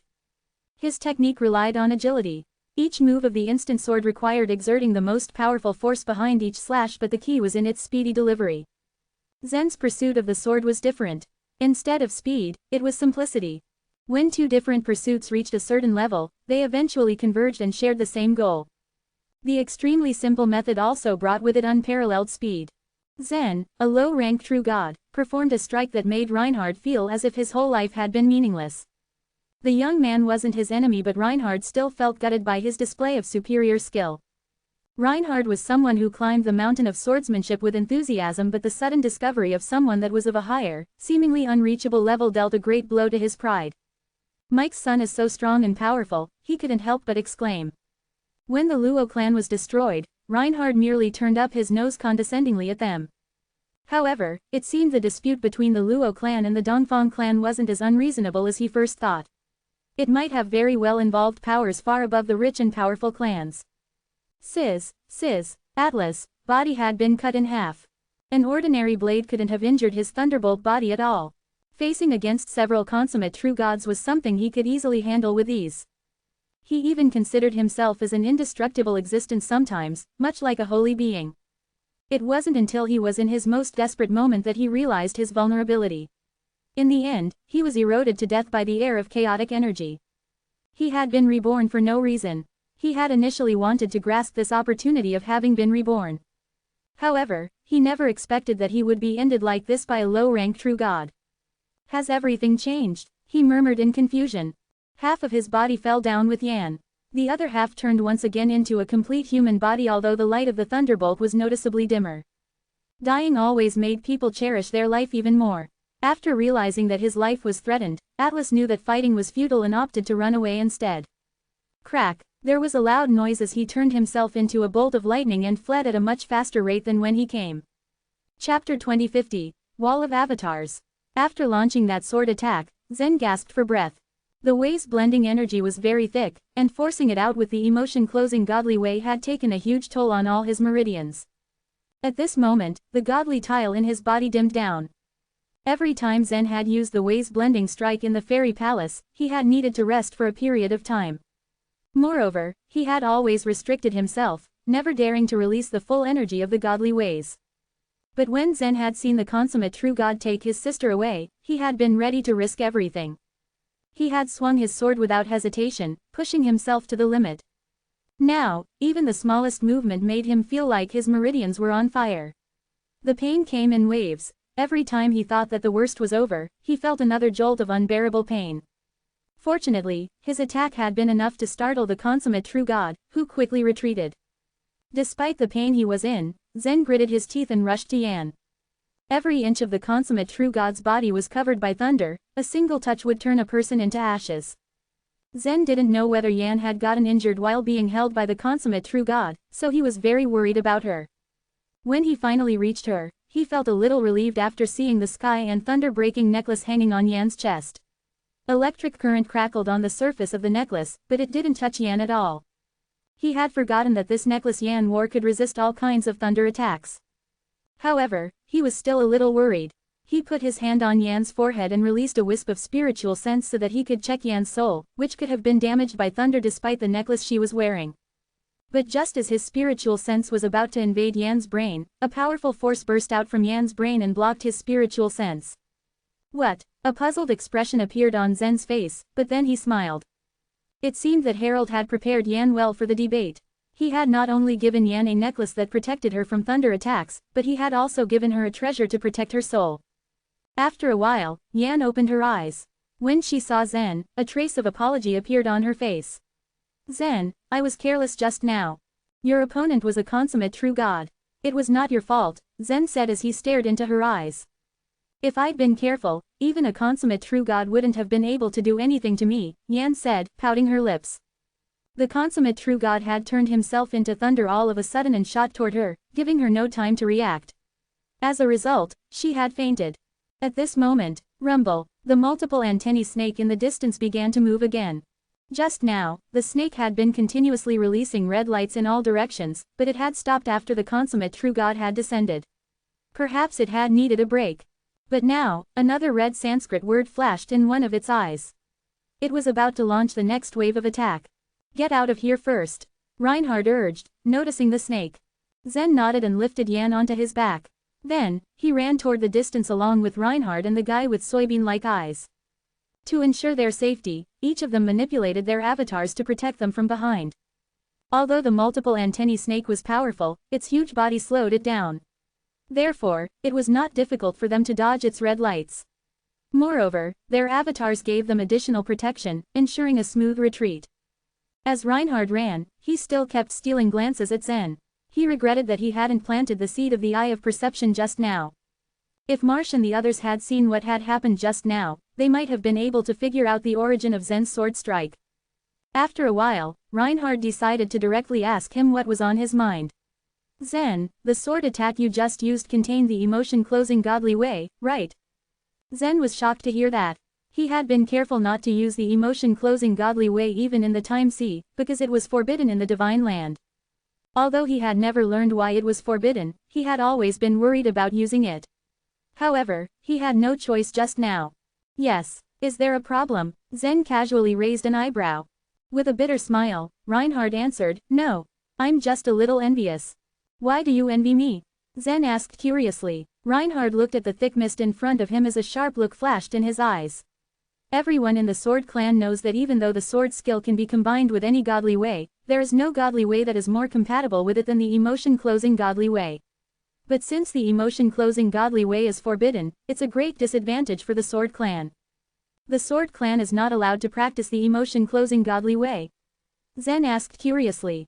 Yes, even so, someone practiced it before, Reinhard murmured. What happened to that person? Zen asked. He was expelled from the Sword Clan and chased away by other wealthy clans. Reinhard's face turned red with rage as he spoke. The Sword Clan has to follow the rules set by all the wealthy clans on the floating islands, the soybean-eyed guy suddenly interjected. Then, he looked at Zen, and said, perhaps you can change that rule. Without a doubt, the Sword Clan didn't want to expel that warrior from their clan at all, nor did they bear to see that he was chased by other wealthy clans. However, just as the soybean-eyed guy said, the Sword Clan had no choice in the matter. Well, why did those wealthy clans set this strange rule? The emotion-closing godly way is not a ruthless, evil way. Why is it forbidden? Zen wondered aloud. After a few moments of silence, Reinhard answered, that's an agreement among the holy beings. How could I know? I don't know much about it either. I just heard that the emotion-closing godly way is related to the mountain of holy beings. Later on, the holy beings prohibited the cultivation of the emotion-closing godly way, the soybean-eyed guy said. It's related to the mountain of holy beings. Zen's eyes narrowed. He didn't care about the ban now. Anyway, he was just a stowaway in the Divine Land and his identity had already been exposed. He didn't have anything holding him back. I don't know the specific reason, though. The soybean-eyed guy shuddered, poker-faced. Then he looked up at the sky and said, it's coming. As a red light descended from the sky, they quickly flashed to the other side to avoid it. After they traveled some distance in the mist, a human wall suddenly appeared in front of them. They were stunned for a moment, but then they all burst into laughter. The red lights shot out by the multiple antennae snake extended to almost every corner of the debate venue. This place was no exception. In order to resist the red lights, all the true gods had summoned their avatars and made them link arms and climb on top of one another to form an indestructible wall. This was a very practical method indeed. As long as this wall of avatars was placed here, the red lights wouldn't be able to hurt the true gods at all, no matter how powerful they were. Chapter 2051, Unreasonable. The top-ranked true gods were scared to death. Many true gods had been killed by the numerous three-element snakes and death-bringers. They finally managed to ward off the sea of snakes. Everyone was still high on the joy of surviving the disaster. Nobody had expected the red rays of light to burst out of the heavy mist again. These rays of light moved at a high speed, and there was no time for anyone to dodge them. By the time they realized what was happening, the rays had enveloped more than 10 top-ranked true gods within them. The flesh and bones of the top-ranked true gods were like ice on a hot summer day, melting quickly and turning into a pool of liquid. Fortunately, there were a few top-ranked true gods who knew it was better to be cautious. When one of these true gods saw what was happening, he used his avatar such that it stood protectively before him. Others soon followed suit. There were some people with huge avatars, such as the true god of Zhao clan, whose avatar was a massive elephant. But some avatars were tiny. A true god simply had a long sword as his avatar and it couldn't block him at all.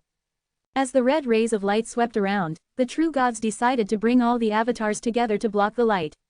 This way, they finally managed to completely block the red light. "Reinhard, are you okay?" Solomon exclaimed. The disciples of the Sword Clan were excited. They had gone through enough despair and now, were thankful that they had been lucky enough to survive. "Did you kill the snake spirit? What is going on with these rays?" One after the other, the true gods began to ask questions.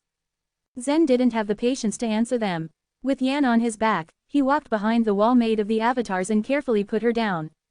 He didn't expect to see her stand the moment he put her down. It looked like she wasn't hurt at all. "Thank you, Zen, for carrying me all the way here," Yan smiled. Zen was relieved at how lively she sounded, but he pretended to be unhappy. "Looks like you are doing just fine. Don't be angry, Zen," Yan said, shaking Zen's arm on seeing that he was unhappy. "It's just that you haven't carried me for a long time." She had been so relieved lying on Zen's back, as if every danger and tribulation were far away from her. This trust bloomed from the bottom of her heart and could never be erased. Even Harold, who was much stronger than Zen, was incapable of making her feel this way. "You're still a naughty child." Zen tapped her forehead and said with a smile. "We're even now. I am not angry anymore." When Yan was a kid, Zen used this method to teach her a lesson, and would make her cry every time he did it. As Zen turned around, he could feel his chest tighten. Probably, in the Luo clan, Yan was the one whose pursuit was the simplest. She only hoped for the whole family to be reunited. For other clans, this wish could not be simpler. But it had become difficult for the Luo clan to fulfill such a wish. "No matter how difficult this task is, I will complete it. Our family will eventually reunite," Zen thought to himself. "What, you encountered the multiple antennae snake again while dealing with the snake spirit? These rays of red light have been released by the multiple antennae snake." Reinhard's reply shocked the crowd yet again. Until now, more than 200 of them had perished, leaving them with only 100 warriors and great losses. They might just be the next to die. They did not have the ability to struggle against the powerful incarnations of their fears. "Other than the multiple antennae snake, we also encountered a consummate true god who could turn himself into thunder. Do you know who he is?" Reinhard asked. The incarnations of their fears hadn't appeared out of nowhere. The consummate true god must have left a deep impression on someone among them. "What? A consummate true god? Oh my god, this task is just impossible," a gray-haired old man said, horrified, "a man of thunder. I think I know him. Are you talking about Atlas?" Atlas. This man had fought against the entire divine land in the past. He was a badass. I've seen his history. Atlas cultivated the thunderstorm godly way. He could really turn himself into lightning and thunder and could never be killed. Atlas fighting against the whole divine land was a part of history and had taken place many divine eras ago. It was so long ago that they found it difficult to recall at the drop of a hat. As soon as the old man mentioned him, Reinhard also clapped his hands and said, "Yes. I hadn't thought of him." The old man laughed bitterly and said, "I was still young at that time. Atlas killed 300 people of our Shan clan. I didn't expect this place to make me experience the horrible man a second time." The old man had lived through many divine eras. The passage of such a long time had not been enough to erase the fear in his heart. One could only imagine the extent of the damage that Atlas had caused him. He looked doubtfully at the gathering and then shook his head. "That's impossible. No way. How can you survive an encounter with Atlas?" At this, the other top-ranked true gods also looked at Reinhard and Zen in confusion. It was already rather impossible to believe that the four of them had successfully killed the snake spirit. They had then come across the multiple antennae snake, and the attacks from a consummate true god. Despite all this, they had returned safe and sound. It was nothing short of a miracle. "Yes, I've heard of Atlas too. The gap between a consummate true god and a top-ranked true god is simply too big. It was said that Atlas was so much stronger than a normal consummate true god. But in the end, the holy beings had exiled him. That was how he disappeared." Reinhard smiled bitterly at these confused voices. He looked meaningfully at Zen, but didn't know how to explain it. "Shall I tell them the truth? That Zen forced Atlas to retreat just using a sword strike? They won't believe it." Reinhard wouldn't have believed it either if he hadn't seen it with his own eyes. Duke, Gage, Dunn, Tyrone, Ellis, and all others from the alliance of wealthy clans remained silent.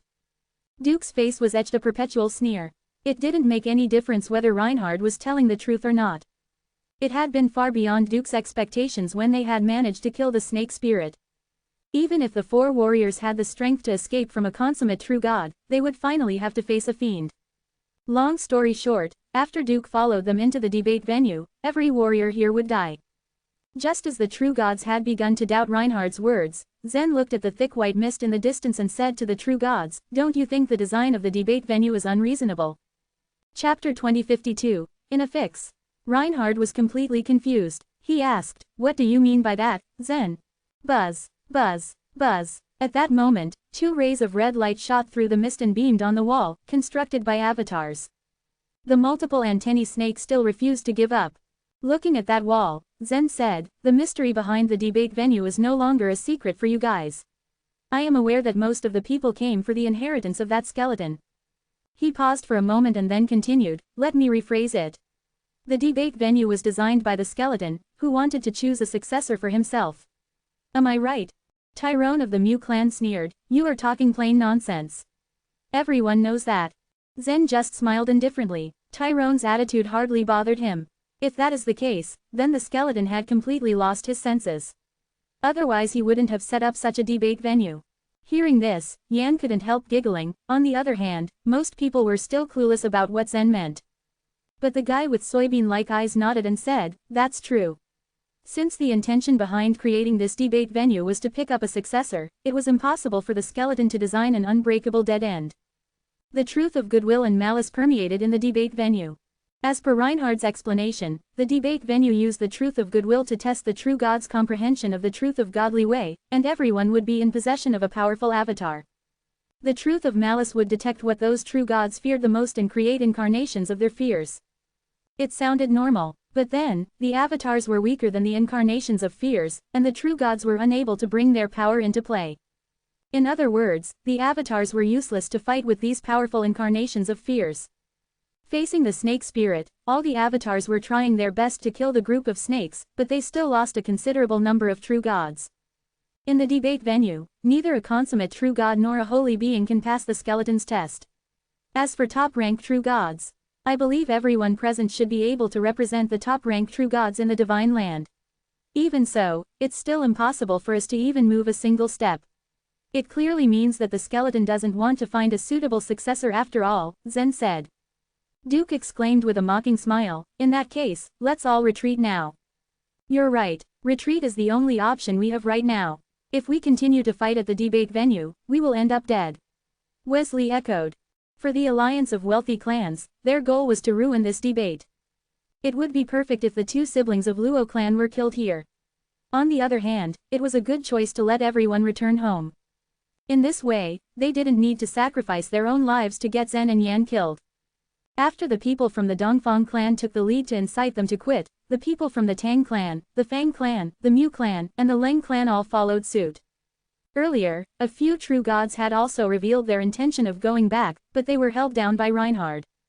Now that everyone had encountered such a huge disaster, they wanted to quit even more. "I agree, there is no point in continuing when there is no hope. It's not too late to go back now.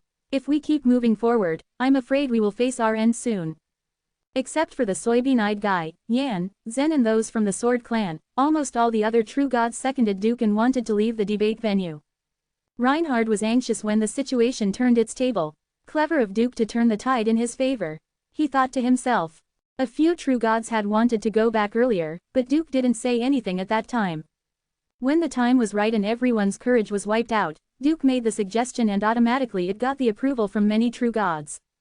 But for Zen, Yan and the Sword clan, they had no other choice but to keep moving forward. "Go back." Zen glared at Duke and said, "The road to go back is always there. You can choose to leave this very minute. And this option is also available for the members of the floating islands. Your presence here is hardly of any help. And I have to be on my guard against you." Zen had always been the enemy of the alliance of wealthy clans, and there was no way that the members of the alliance would let him go. He was well aware that both he and Yan were on their hit list. Hence he openly offended them all. "What do you mean, and how dare you talk to us in such a manner? Duke's face darkened and his aura began to spread. For the sake of repeating myself, you can go back instead of merely creating a nuisance here. Zen said with a cold sneer. He hardly finished speaking, when the true gods from the alliance of wealthy clans, including Gino, Wesley, Tyrone, Ellis, Gage and Dunn, stepped forward. They all displayed their weapons and unleashed their auras. Zen's words were so demeaning that it almost brought upon a war on them. Reinhard was astonished with Zen's erratic behavior. He could not understand the reason Zen chose this moment to provoke them. But despite his inhibitions, he always stood by Zen. Whoosh! As soon as the sword was pulled out, it radiated with absolute brilliance. Form the array, he ordered the members of the Sword Clan. Swish, swish, swish. Solomon and the disciples of the Sword Clan immediately stepped forward and stood before Zen, to protect him. Yan's head tilted to one side slightly, and her eyes had a murderous look. Her eyes shone a dangerous purple light. She had very striking features, making her look beautiful from any angle. As for the soybean-eyed guy, he too stood beside Zen. A sword appeared in his hand. Zen, why did you instigate them? Is this time for a war? Reinhard asked him using his life vitality. Zen ignored his question as he said to the crowd, I am sure that these avatars are not just used to defend against the enemies. They must be more powerful than what we see. There should be some secret in the debate venue that is yet to be exposed. Knowing more would help us fight against those incarnations of fears. So what? Where to find out the secret? At any rate we will be dead long before that. Can we just give up and go back? Right now, we really don't care about the inheritance of that skeleton. A true god exclaimed in a desperate tone. You can always leave, if you chose to, Zen said, shrugging his shoulders. Hearing Zen's words, the true god turned to Duke and asked, in that case, would you please take us away? Anyone who looked keenly, could clearly see the situation. The warriors in the debate venue were divided into two groups. One was led by Zen and Reinhard, and the other was the group of people from the alliance of wealthy clans, led by Duke. Those grassroots true gods, and the other true gods from neutral floating islands did not dare to leave alone. After all, if they left by themselves, they would probably encounter greater danger. But if Duke took the lead to turn back and leave the debate venue, they would gladly be willing to follow. Yes Duke, we are willing to take your side and go back with you, said a true god from a neutral floating island. Why bother yourself, by trying to bring some sense to them? If they wish to court death, they are free to do so at their own will. This time, it was Duke's turn to be in a dilemma. His sole purpose of coming to the debate venue was to prevent Zen and the others from obtaining the inheritance of the skeleton. How could he leave the debate venue before his mission was completed? According to the rules of the debate venue, the fiend that had never appeared in the mist had existed because of his fear. Once he left the debate venue, the fiend would also disappear. This was a result that he could not accept. Zen looked at Duke calmly with a smile on his face, waiting for what he had to say. Chapter 2053, We exist because of them. Duke just stood still there, saying nothing. How could he leave before completing his task? But he could not tell the others what was playing on his mind. He had just encouraged them to return together. Now, he himself was refusing to leave. This put him in an embarrassing position. He glared at Zen, as a killing intention surged in his heart. How about we kill them now? Wesley asked Duke using his life vitality. In Wesley's opinion, they had an advantage right now. Duke was more powerful than any ordinary top-rank true god. Tyrone and Ellis were not weak either, and the members of the alliance of the wealthy clans would be on their side. Wesley thought that they could solve the problem swiftly. Now, Duke thought to himself with a hint of apprehension. He had hoped to find a suitable opportunity. However, while being under siege from the Sea of Snakes, Yan and her brother chased the snake spirit and ran away, while Duke and the others got trapped by the Sea of Snakes. More importantly, he had got a very dangerous feeling from Yan from the very beginning. The sword array of the 11 people from the Sword Clan should not be underestimated either. What was more, Zen had a powerful avatar. No, this is not the right time, Duke answered telepathically. The safest way would be to lure out the fiend, and then the fiend was strong enough to kill everyone present there. This thought brought a smile to Duke's face and he suddenly changed his attitude. In fact, Zen, you are right. There must be some secrets in the debate venue. Now that we are here, it will be disgraceful to return like this. As he spoke, he began to retract the aura that had been spreading out. Duke, what are you doing? Are you afraid of them? Zen is so arrogant, let's take him on together. It won't be difficult for us to kill him. The true gods from the alliance of wealthy clans were now burning with rage. Although they entered the debate venue with Duke, he hadn't let them in on his plan. After all, not every true god had the courage to sacrifice their own life. If they knew that everyone in the debate venue was sure to die, how many would have actually come?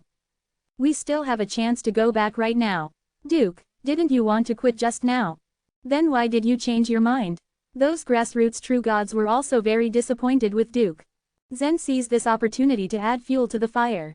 He asked, do you wish to return with a man who goes back on his words so frivolously? Besides, do you think he is on your side? So naive. Duke was incensed at Zen's accusations. How could Zen humiliate him like this?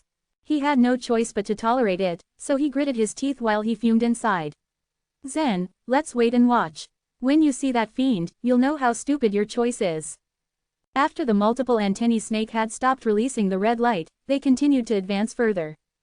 This time, they didn't follow the original route given by Reinhard, but instead, they decided to change their direction as per Zen's suggestion. At the beginning, when this troop was led by Reinhard, they headed towards the end of the debate venue according to the established route. The wedge-shaped path was not complicated.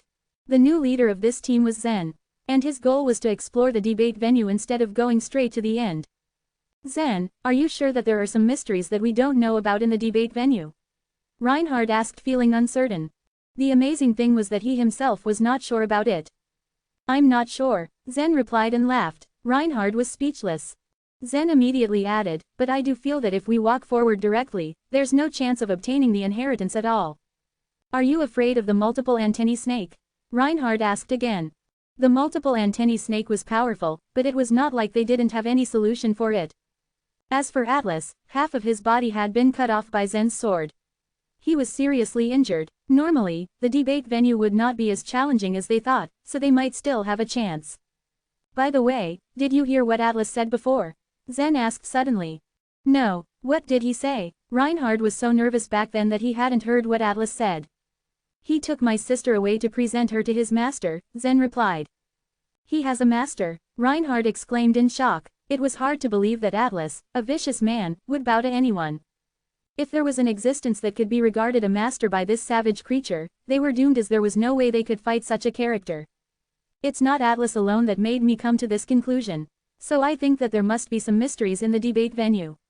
As for whether or not we can find out, it entirely depends on our luck, Zen said lightly. This was how Zen's mind worked after he was born in the universe. As the old saying went, man proposes but God disposes. Since he couldn't remedy the current situation, he had to find another way. If I can't do anything about it, I will try my best so that I have no regret. Although the debate venue was inside the Sword Clan's territory, the clan's holy beings had only explored this place twice. They were powerful enough by themselves, and did not need to rely on the avatars formed by the truth of goodwill, so the holy beings would ignore the avatars. Therefore, Zen naturally assumed that the key to solving this problem was with the avatars. As Zen was leading the Sword Clan members, Duke and his group followed him helplessly, while the grassroots true gods were even more helpless. Crack, lightning flashed, followed by the rumble of thunder. Atlas appeared in front of Edmund out of nowhere. There was a giant cyan bird in Edmund's enormous hand. It was the famous nether hawk in the swirl forest. The nether hawk was not as fierce as it appeared, but it flew very fast. It could track down some true gods by following them for days and nights. It was very difficult to get rid of this bird. It was said that the nether hawk could release a powerful death intent while tracing a true god. A black smoke would encircle the true god. In the beginning, it would not cause any damage to the true god, but if the black smoke lasted for 3 days or so, no matter how strong the true god was, they would die without any resistance. Therefore, if a true god was being targeted by a nether hawk, they would certainly kill it, or else, they would be the one to be killed. Currently, there was a strong black smoke rising from the shoulder of Edmund, the fiend, but this nether hawk might not have the chance to kill him. He just pinched the nether hawk slightly and it let out a bitter cry. Then Edmund popped the bird into his mouth and began chewing it. "Ah, it tastes awful," Edmund said with a frown. The Abyss Demon region was an unimaginably terrifying place in the Divine Land, and yet it was much better than this damned place. After swallowing the nether hawk, Edmund remarked, "You seem to be injured." Atlas nodded respectfully and replied forlornly, "I was hurt by a low-rank true god." "A low-rank true god?" Edmund was surprised. "Tell me, what have you found? This place is indeed very strange." All my killing intentions are aimed at a group of top-ranked true gods in this damned place. Atlas had a dubious look on his face. I feel we exist because of them. Chapter 2054, The Source World. We exist because of them, Edmund said as he glanced at the mist in the distance. That's the truth. We were created by a strange method with the only purpose of killing those true gods. In other words, it's safe to say that all this is nothing more than a basic trial for top-ranked true gods. Then, Atlas suddenly frowned and stopped speaking. Creating a creature that has all the memories is something even a holy being can't do. Edmund thought for a brief moment before continuing, I'm not interested in those guys. Take me to find the multiple antennae snake so I can swallow it. After that, we'll find a way to leave this place. Once Edmund and Atlas gained their chance of rebirth, their ultimate goal was to obtain absolute freedom and never to be controlled by others again. What they didn't know though, was that their efforts were in vain. At the end of the debate venue, on the huge iron bridge, a woman with long hair could be seen strolling. Every hair of hers was glowing with a strange luster and it poured toward the bottom of the bridge, all while slowly floating with the gentle wind. So far, in all its existence, no one had ever crossed the iron bridge. The holy beings of the Sword Clan had made it through the debate venue twice, and yet, they were still blocked by the iron bridge. Generally speaking, as an incarnation of fear, this woman wasn't qualified to cross the iron bridge, either. Despite all that, there she was, walking along the iron bridge, completely safe and sound. After she crossed over the iron bridge, she disappeared into a small cave. The cave wall, on the other hand, was full of observant, curious eyes. As she entered, all the eyes swiveled and rolled in her direction. She kept an indifferent look on her face and moved along. She stopped, and at her feet, a deep well appeared. The aura that it exuded was extremely strong. So much so, in fact, that one could presume that the aura throughout the non-combat zone was flowing out of this well. Without a moment's hesitation, the woman jumped down into the well. Thump, she landed loudly on her 2 feet. The well was only about 100 feet in height, and she reached the bottom in an instant. At the bottom of the well, a skeleton held a long sword. He had maintained his sitting posture all this time. Harper, the long-haired woman called out in a low voice. The skeleton sat still on the ground. He was motionless and had no reaction whatsoever. He was just a pile of bones. Are you really dead? The long-haired woman asked, staring at the skeleton. A powerhouse at the other shore realm holds a detached attitude to the past as well as to the future. You aren't easy to kill off. Stop pretending. Just say something. The long-haired woman frowned as she spoke even louder now. The skeleton though, still remained motionless. The long-haired woman couldn't help but curl the bones at the skeleton's sternum. She did so with a slight flick of her hair. Her only intentions now were to drag the skeleton out. When she yanked, the chances were that the skeleton would be pulled to pieces.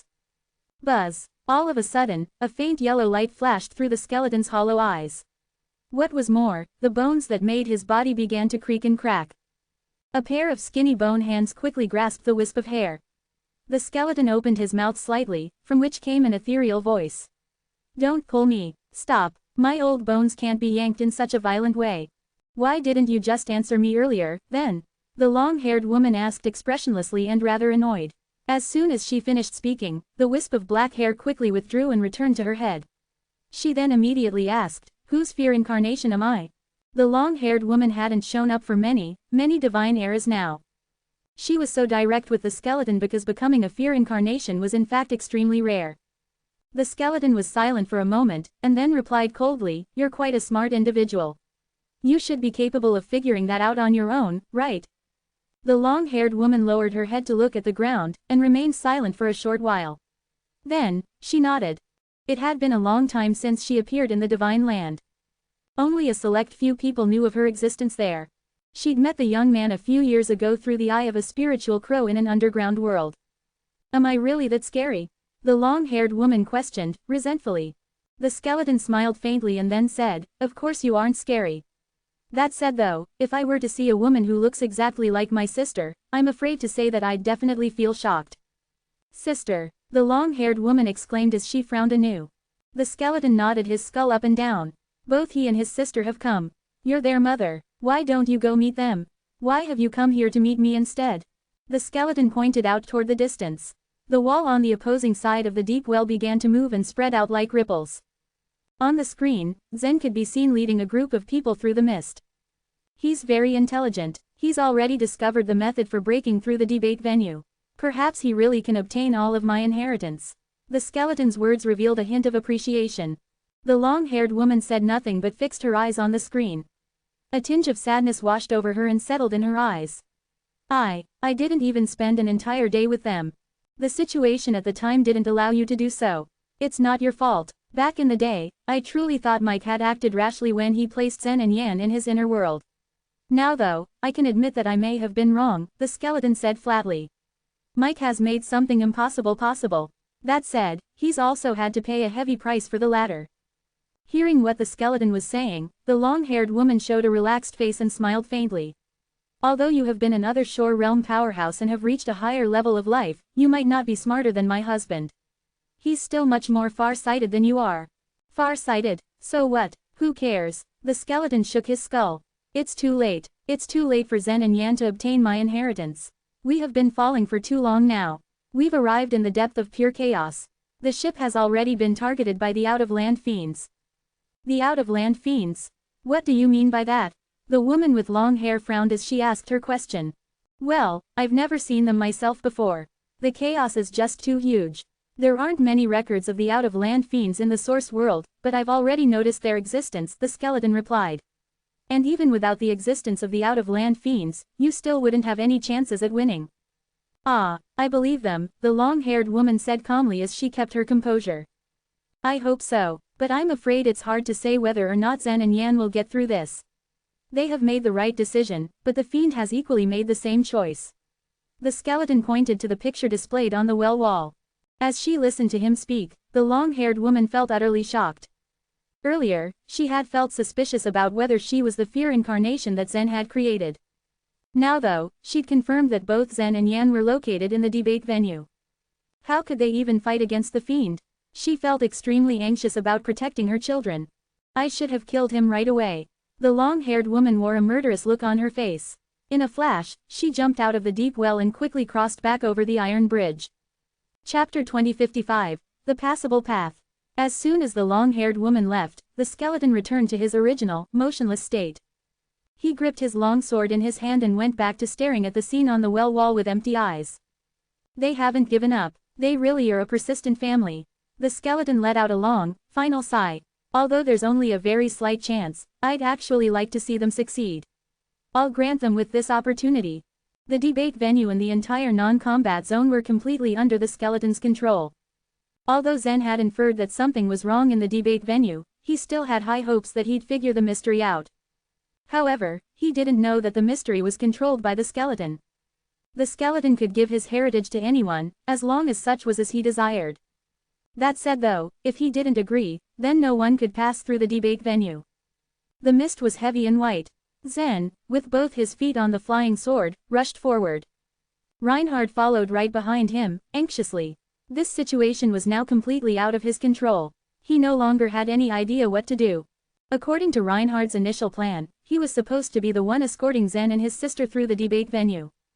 After seeing Zen's avatar, Reinhard was very hopeful about the debate over the godly ways.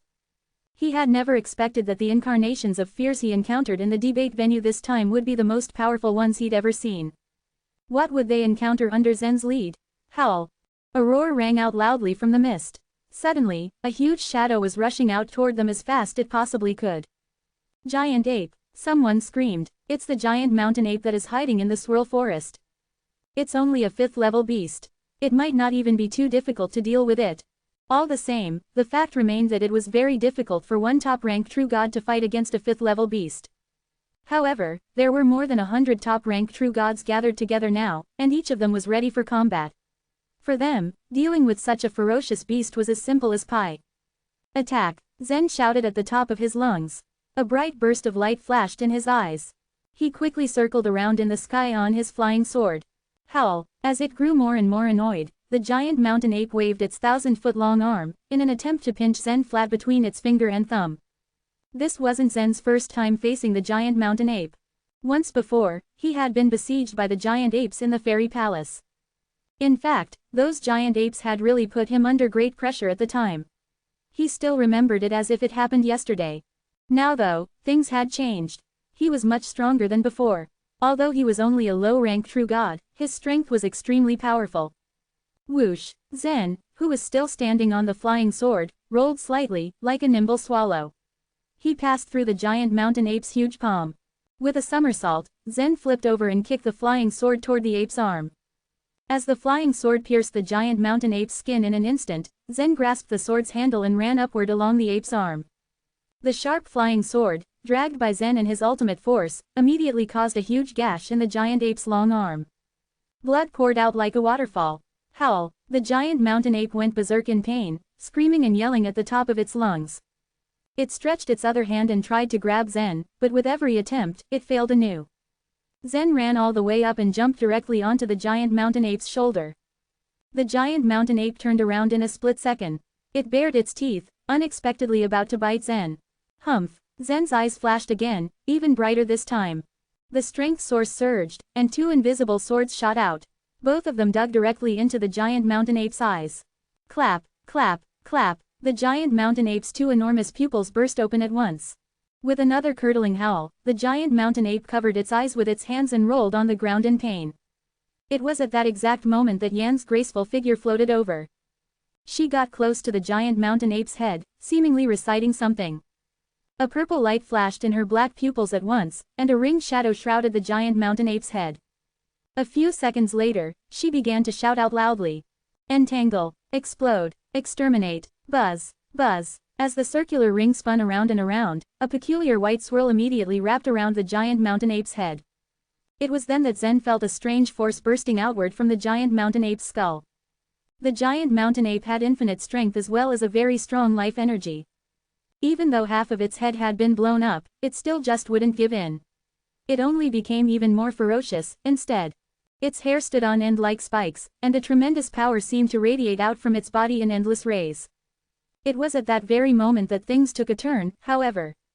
It was as if an incredible invisible force had swept completely over them. The giant mountain ape died suddenly and became nothing more than a heap on the ground. As he watched the scene play out before him, Zen sighed to himself and his heart sank. Yan's approach had been truly unreasonable. Now, he understood. The word, entangle, was only to fix the giant mountain ape's head without hurting it. And the word, explode, would cause a violent explosion at a fixed place, which was in giant mountain ape's head. In other words, like a ticking bomb, the ape's head had exploded to bits. Although these two methods were considered strange and uncommon, both were still acceptable. On the other hand, the word, exterminate, could have killed the giant mountain ape immediately. Wasn't it too overbearing? The question was reasonable. Is it possible to kill any living creature through the use of the exterminate word trick? Zen asked curiously. Yan smiled faintly. Of course not. I can only launch the attack under certain, specific conditions. Otherwise, the attack would be of no avail. Under certain, specific conditions, huh? What conditions? Zen asked, more eagerly this time. Yan blinked and said, only when the soul has become weak to a specific extent. The giant mountain ape had a strong body, of course, but its soul wasn't particularly powerful. Despite that, Yan was still unable to destroy it. After she used the word, explode, in order to damage its brain and severely hurt its soul, the exterminate word gave way to its full effect. If she ever faced a few creatures with weak souls, she would be capable of uttering the word, exterminate, to kill them off with ease. In other words, it's a kind of soul attack. Am I right? Zen asked, using his curious tone once again. Yes, you are. Harold has said that if my soul is strong enough, I can almost kill all living creatures, even holy beings, through uttering a single word. Yan smiled with confidence. Of course, my soul can't be strong to that extent. Not yet, at least. Such a theurgy made Zen admire her so much, and Yan's ability had genuinely been beyond his wildest imagination. As for the other top-ranked true gods standing behind them, they were all stunned, their eyes wide as they stared at Zen and Yan. Reinhard was holding his scabbard in his hand so tightly that his knuckles were turning white. His face was pale with embarrassment. He had planned to summon the disciples of the Sword Clan to attack the giant mountain ape together, but to his surprise, Zen and his sister had killed it on their own. They did so with ease and in approximately 10 seconds. Reinhard even had an illusion and was left wondering whether or not it was a 5th-level beast.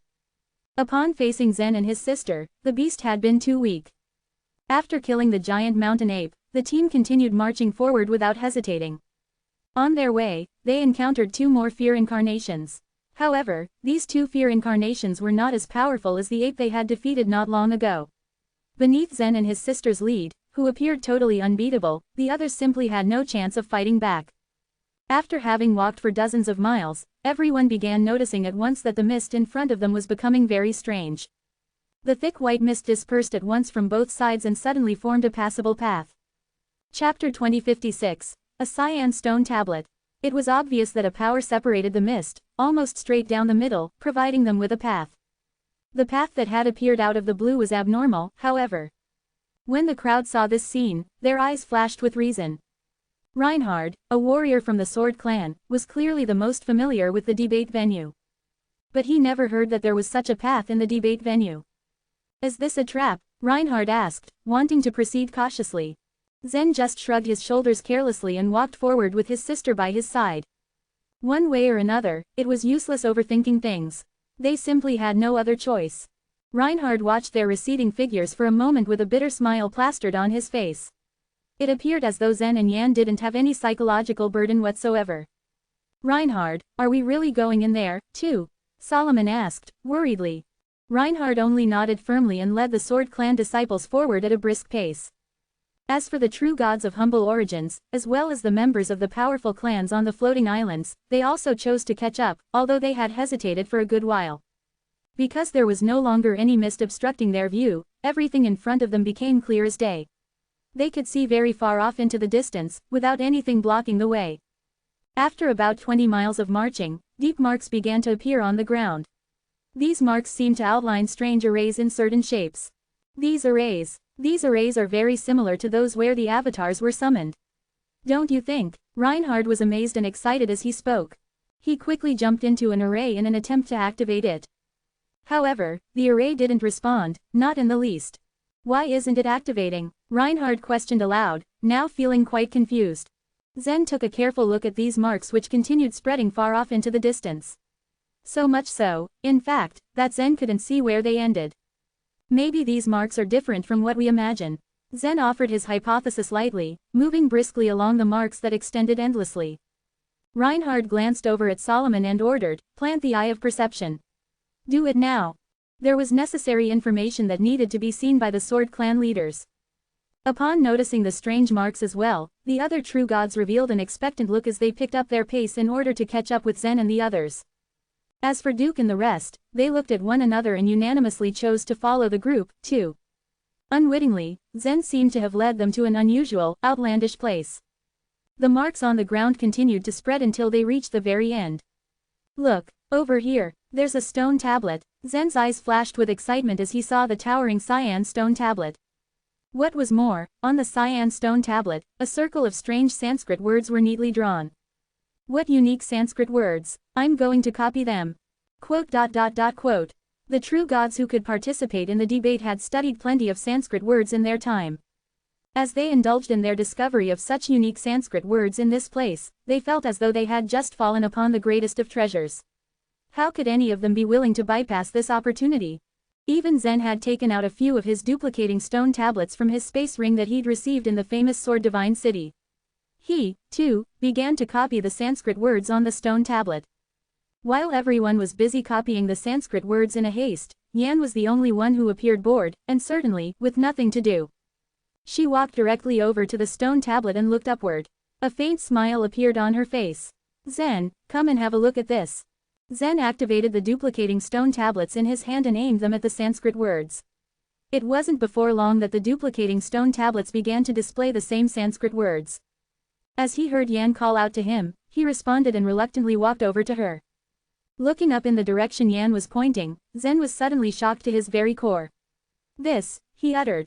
It turned out that behind the huge stone tablet were carved a series of large, impressive words. The words were vigorous and elegant, of course, but they equally contained the non-combat zone's special aura. If you want my inheritance, please leave your name on the top of the stone tablet. The most outstanding warrior will be the winner. This wasn't necessarily the golden opportunity Zen had been looking, nor hoping for. He'd imagined that the other Shore Realm powerhouse's inheritance had to be located at the end of the debate venue.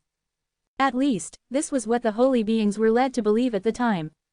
For this reason, it took them a great deal of energy to get through the debate venue. At last, they were stopped by the iron bridge. From the very beginning to the very end, they hadn't received anything. Absolutely nothing. Zen, on his behalf, had also been misled. At first, he also figured that the end of the debate venue was this trip's main objective. However, on the way, Zen found that the setup of the debate venue was much too unreasonable. Thus, he proceeded without a plan in an attempt to find other golden opportunities. Perhaps this place could provide him with even more powerful weapons. It had never occurred to him though, that a path would suddenly appear in the mist, guiding them straight to this place.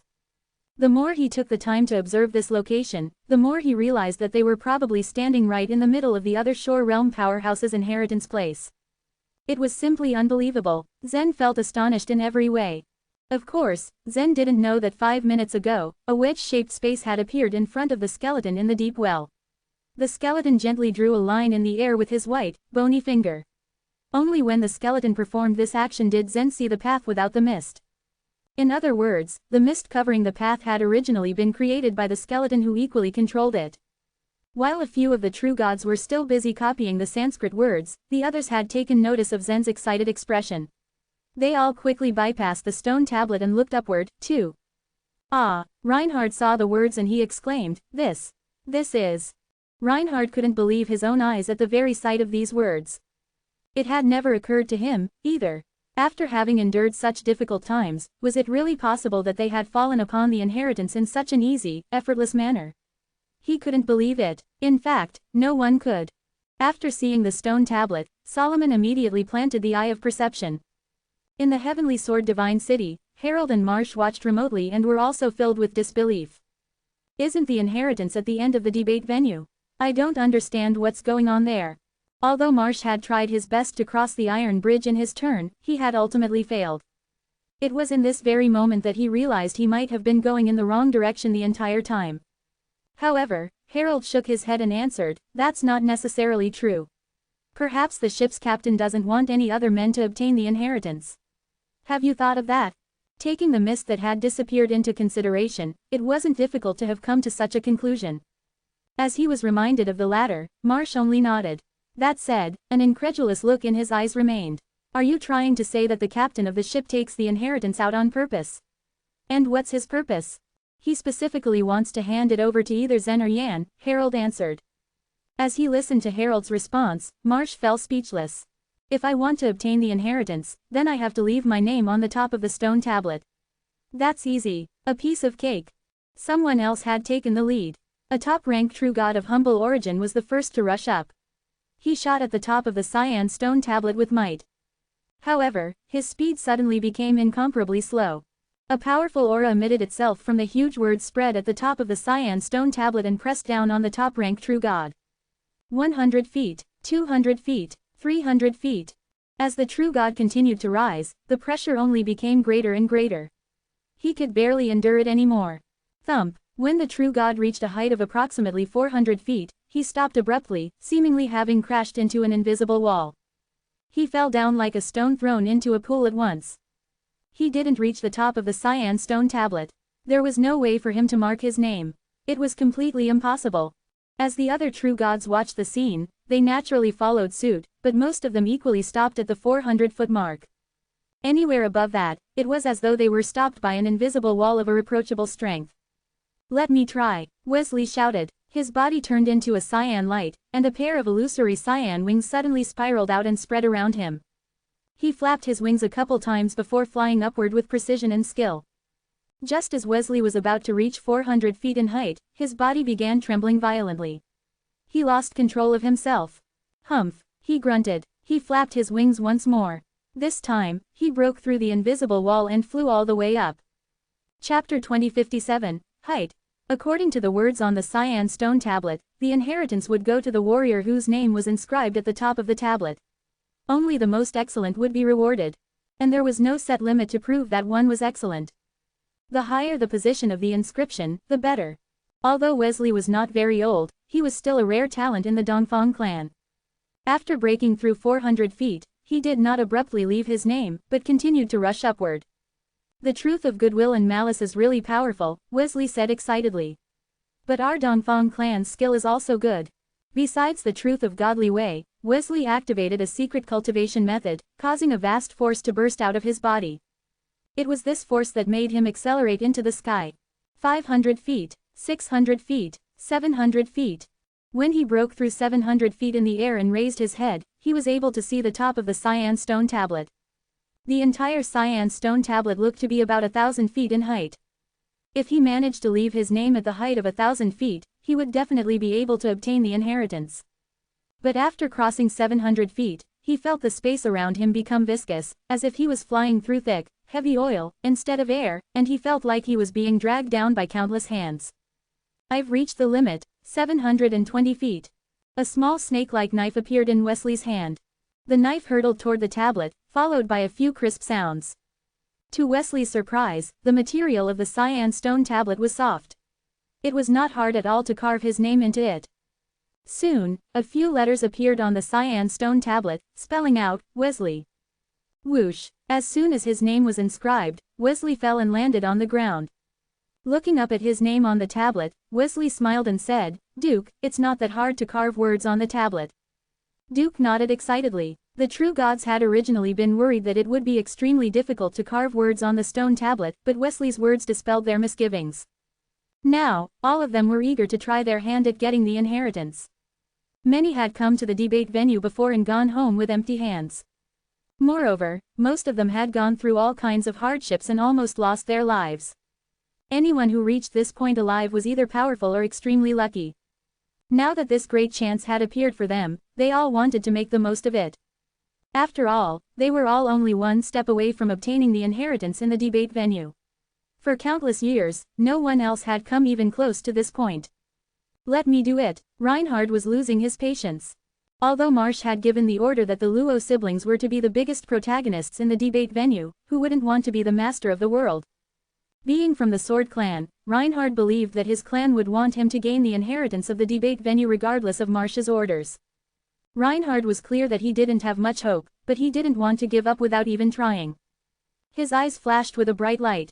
Then, the next moment, he lifted the long sword in his hand and shot upward. Whoosh! He pierced through the air like a sharp arrow. Well done, Reinhard. Bro, go for it. The members of the Sword clan looked up at Reinhard in admiration. After all, Reinhard was the central figure of their group. And by the looks of it, he was twice as fast as Wesley. In the blink of an eye, he had reached a height of 400 feet. Seeing this, the facial expressions of Duke, Wesley, Tyrone, and Ellis darkened slightly. At this moment, everyone was secretly calculating their next move. Also, they were hoping that Reinhard wouldn't be able to beat Wesley's record. However, Reinhard became even more determined after breaking through 400 feet. Whoosh! He continued to rise up, but now, he traveled at a stable speed that was neither fast nor slow. 500 feet, 600 feet, 700 feet. Just like Wesley, Reinhard slowed down after breaking through 700 feet. What a strong pressure! Reinhard gritted his teeth and his face became extremely twisted. He held the long sword in his hand and bit his lips hard. Come on! With that yell, a sharp force burst out from his body. It was the Sword clan's truth of eternal sword intent. In terms of the comprehension of the truth of godly way, Reinhard was especially outstanding. In fact, even some of the consummate true gods in the Sword clan were inferior to him. When he activated the truth of eternal sword intent, it looked to everyone like he had lost his vitality. It gave them the strange illusion that he was not a flesh and blood body anymore, but a sword. Zen watched Reinhard with great interest. In order to activate the emotion-closing godly way fully, Zen had cultivated to the state of ripping consciousness. But ripping consciousness did not completely eliminate his consciousness. Reinhard, on the other hand, seemed to have somehow turned himself into a cold weapon. It is no wonder that he's so angry when talking about the emotion-closing godly way. If he merges the emotion-closing godly way with his own cultivation method, it will immediately be brought to a terrifying level. Whoosh! After activating the truth of eternal sword intent, Reinhard rushed upward again. 720 feet. 730 feet. 740 feet. Seeing Reinhard surpassing him, Wesley's face darkened and his eyes gleamed with killing intent. Now that he had been surpassed, it meant that he had no chance of getting the inheritance. The disciples of the Sword clan cheered. Although Reinhard was superior to just two of the true gods present, the height he had reached said otherwise. What was more, he didn't seem to have any intention of slowing down. It's not enough. Reinhard gritted his teeth. Faint traces of sword textures appeared on his face. All the momentum in his inner world surged madly like a flood. Flaming sword. Splash. The blood-red sword textures on his face seemed to be burnt, and he shot up with newfound energy. 780 feet. 790 feet. 800 feet. At this point, Reinhard turned over in the air, and the sword in his hand vibrated to form a beautiful shape. Clang, clang, clang. The long sword sparked against the cyan stone tablet. The word, Reinhard, was carved on the stone tablet and then he fell down. His name was inscribed 80 feet higher than Wesley's. Even though Wesley was annoyed, he had no objections. After all, he knew the difficulty of surpassing any distance above 700 feet. Reinhard was indeed stronger than him. As the skeleton in the well stared at the scene on the wall, a glimmer of light flashed in his hollow eyes. I didn't expect that there would be such a talent among the younger generation of the Sword Clan. He left his name at 800 feet. Very good. Being adjacent to the Sword Clan, the skeleton had witnessed the early growth of the Sword Clan. During that period, he had even silently given some help to the Sword Clan through the Sunrise Tree. It was just that he had never thought of leaving his inheritance to this clan. Chapter 2058, Breakthrough. Deep in the skeleton's heart, he knew that he would eventually be destroyed with the destruction of this world. He had been prepared for it ever since he had left the Source World. His inheritance would disappear subsequently. This ship carried both hope and destruction. What he was pursuing was now meaningless. He watched them struggle and fight in vain, striving for every opportunity.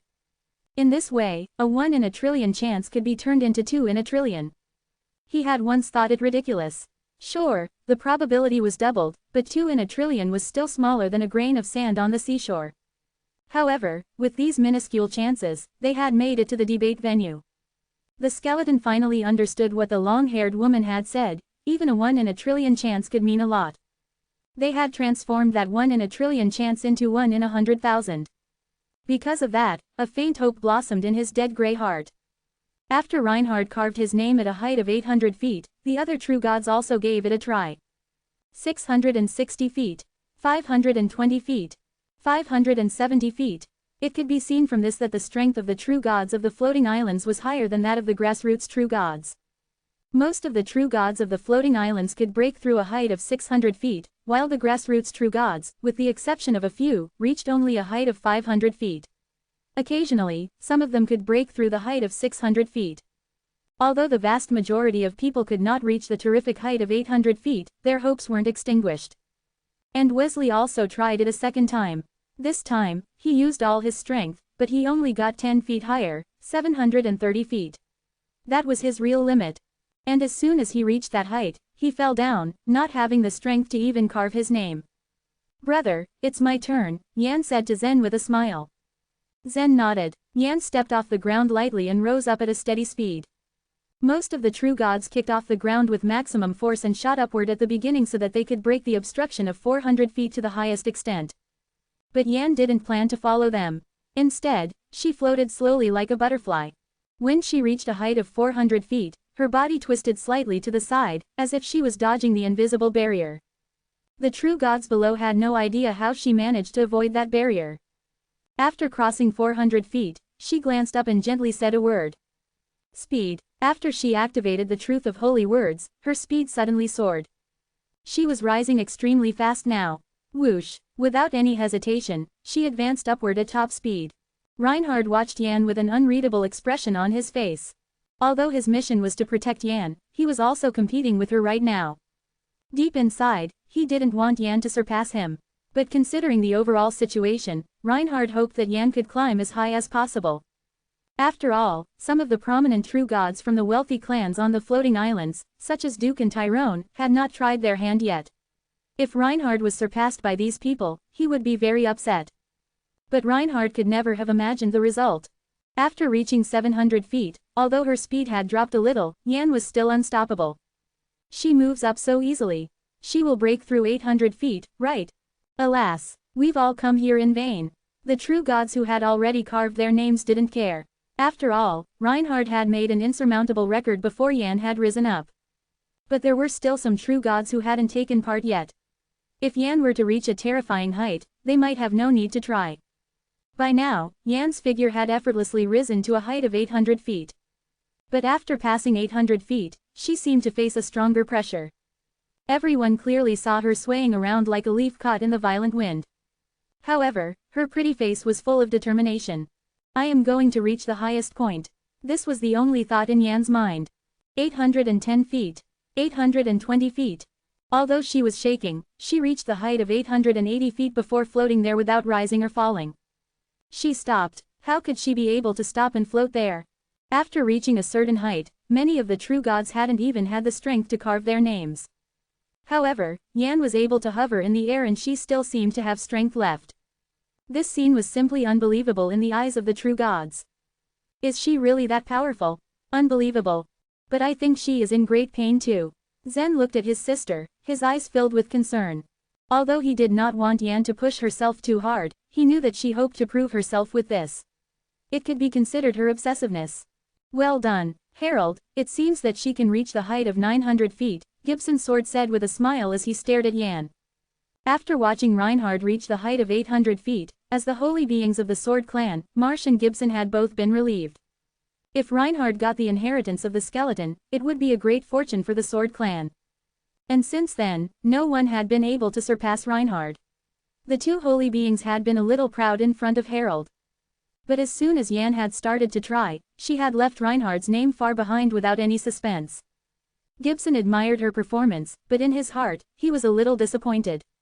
I told you, Yan will definitely be able to obtain the inheritance, said Harold with certainty. Marsh rolled his eyes. You did, but Zen hasn't had his turn yet. Maybe her brother will get the inheritance. He can't fly, answered Harold. Hearing such an answer, the two holy beings were left speechless. It did make sense. The top-ranked true gods could fly without anything, but Zen could only fly with his flying sword. It might not be much of a disadvantage for him during battles, but in this case, it would have a huge impact on his abilities. After all, he would constantly have to split his focus between rising up and driving the flying sword under his feet. Just as they were talking, the purple light in Yan's eyes suddenly brightened. She lowered her head and murmured to herself. A ring appeared under her feet. Break, speed, strength, buzz. As the circular ring began to spin, her body suddenly shot up. As she climbed, everyone heard a harsh grating sound around her body. One could only imagine how much resistance she had to face. Even so, Yan broke through the barrier and reached a height of 920 feet. As she pointed at the cyan stone tablet with her finger, its surface sank. A huge, Yan, appeared on the stone tablet, and then she rolled down. Chapter 2059, Energy Extracting Needles. Everyone fell into silence when they looked at the graceful strokes of Yan's name carved onto the stone tablet at a height of 920 feet. Some of the true gods didn't want to accept the result and planned to try a second or even third time, even though they knew deep in their hearts that Yan's record was unbreakable. They looked at Yan's slender and weak figure and couldn't believe that she could have done this. I'm afraid no one can climb higher than that, the guy with soybean-like eyes raised his head and declared. Yan, you were great. Zen also praised her. Yan looked up at the words she had engraved and smiled. Brother, aren't you going to do it? Zen glanced at the group Duke was in, and then shook his head. There's no hurry. Since Yan had occupied the first place, Zen was not in a hurry to mark his name on the cyan stone tablet. Moreover, no one from the alliance of the wealthy clans on the floating islands had tried yet. To make sure that he won, Zen decided to be the last one to do it. Then let me do it, said the soybean-eyed guy with a faint smile. As soon as he finished his sentence, a cyan cyclone appeared beneath his feet. As the cyclone circled around, his body spun faster and faster, and a spiraled mass of power began to rapidly rise. 4 more true gods also began to climb the cyan stone tablet at the same time. Duke squinted as he looked at the top of the stone tablet. He couldn't help but feel irritated when he saw the name, Yan, inscribed on it. Duke, what should we do? Tyrone asked. Tyrone was a warrior of the Mew clan and had been cultivated by Rochelle. He had entered the debate venue for the sole purpose of helping Rochelle take revenge. According to Rochelle's instructions, Yan was not important. Regardless of whether Zen had a chance to obtain the inheritance of the debate venue, his priority was to kill Zen. However, the strength shown by Yan and the disciples of the Sword Clan had made Duke become very cautious. That was why he had warned everyone in his party not to act rashly. Tyrone had also realized that he might not be able to defeat Yan, so he was controlling himself with all his might. Now that the inheritance of the debate venue had been found and Yan was about to get it, he became anxious. "Help me," said Duke, staring at the stone tablet. "How can I help you?" Tyrone was confused. "Do you want us to fight together?" "Fight? No." Duke shook his head. "Help me beat Yan's record." The truth was, he was very conflicted. He had clearly seen the shadow of the fiend named Edmund in the mist. He was sure that he must be in the debate venue, but he hadn't seen him again along the way. Now, everyone was trying to mark their names on the cyan stone tablet, but the fiend still hadn't appeared. Zen and Yan getting the inheritance. Not on my watch, Duke thought to himself. He had found himself in an unexpected situation. Under these circumstances, he could only fight against it with his own ability. With a slight wave of his hand, 7 phoenix head golden needles appeared on his palm, and a dragon head silver needle appeared on his other palm. Energy extracting needles. Seeing the needles in Duke's hands, Tyrone frowned. "This is the only way," Duke said through life vitality. The other members of the alliance of powerful clans on the floating islands all pulled a long face. Energy extracting needles were unique secret weapons of the Dongfang clan. Using a phoenix head golden needle, a warrior could draw out another warrior's energy and use it as their own. But the process would have a great impact on the elixir field, inner world, and godly tile of the warrior whose energy was extracted. The Dongfang clan members only used this method when they absolutely had to. "I don't think it's necessary yet," Tyrone said, shaking his head. "Duke, maybe you can surpass Yan," agreed Ellis. No one wanted to be pricked by those needles. Duke shook his head. "Don't you all see, Zen hasn't made a move yet. Zen Luo, the guy is not even a top-ranked true god. He can't even fly. It's impossible for him to mark his name on the cyan stone tablet, right?" "I think so too. Duke, if you surpass Yan, you'll win." Hearing these words, Duke smiled bitterly. "It's not that easy to surpass 920 feet. Besides, I think Zen hasn't made a move yet because he is confident that he can jump higher than Yan." Seeing that the others didn't believe him, he had no choice but to continue. "If you really want me to break through the height of 920 feet, you'd better use the energy extracting needles. If I get the inheritance, you'll all enjoy better treatment in your clans." A look of interest suddenly appeared on all their faces. Duke was right. If they really obtained the inheritance of the debate venue, they would be able to establish their status within their clans. It was worth opening themselves up to the damage of the energy extracting needles. Duke seized the opportunity and sent the 7 phoenix head golden needles toward the 7 true gods. Meanwhile, he pointed the dragon head silver needle toward his chest and patted it slightly. In an instant, the needle pierced through his chest, leaving behind only a small and exquisite dragon head. Tyrone gazed at the phoenix head golden needle in front of him for a while before making up his mind. With a deep breath, he let the phoenix head golden needle pierce into his chest. The others were also hesitating, but when they saw what Tyrone did, they put their worries behind. The moment they stabbed the phoenix head golden needle into their chest, a small whirlpool began spinning in each of their bodies, constantly devouring their blood and energy, and even the life vitality and momentum in the inner world of their body. At the same time, there was a reverse whirlpool in Duke's chest. As strength flowed into his body, he felt as if his body was being inflated. It was impossible for the 7 phoenix head golden needles to transfer all of the energy of the 7 true gods to Duke. But his power doubled in a short time after his energy was combined with the 7 top-ranked true gods' energies. By this time, the soybean-eyed guy had already reached the top of the cyan stone tablet. 850 feet. That guy isn't from a floating island either. I didn't expect him to be so powerful. Although he is not as strong as Yan, he is ranked the 2nd. The soybean-eyed guy stopped and wrote, J, on the stone tablet. The others didn't care much about the word, but Zen's eyelids twitched when he saw it. Did Holy J send him? Zen wondered. When he had been in the Divine Refinement Forbidden Land, he had heard that Holy J was looking for a true god who could save the Divine Land. Obviously, in the eyes of Holy J, Zen was only one of the candidates. For some reason, Zen couldn't shake off his suspicions. When the engraving was done, the soybean-eyed guy descended to the ground with a sour face. He was not satisfied with the height the word was at. Then he turned his head and looked at Zen. Zen, we look to you now. Chapter 2060, The Sword Array. Right now, most of the true gods had their names on the cyan stone tablet. The lowest name was just above 400 feet while the highest one, Yan's name, rested at 920 feet. Some of the true gods had tried a few times. One of the ones from the floating islands had even tried more than 10 times, but his best result was just 650 feet high. In the end, this disciple of the wealthy clan had given up and resigned himself to watching other people's good performances with a sigh. As soon as Zen walked out with his flying sword, Duke immediately followed behind. Reinhard pulled a long face as he watched Duke step out. It wasn't prohibited for several true gods to climb up at the same time in front of the cyan stone tablet.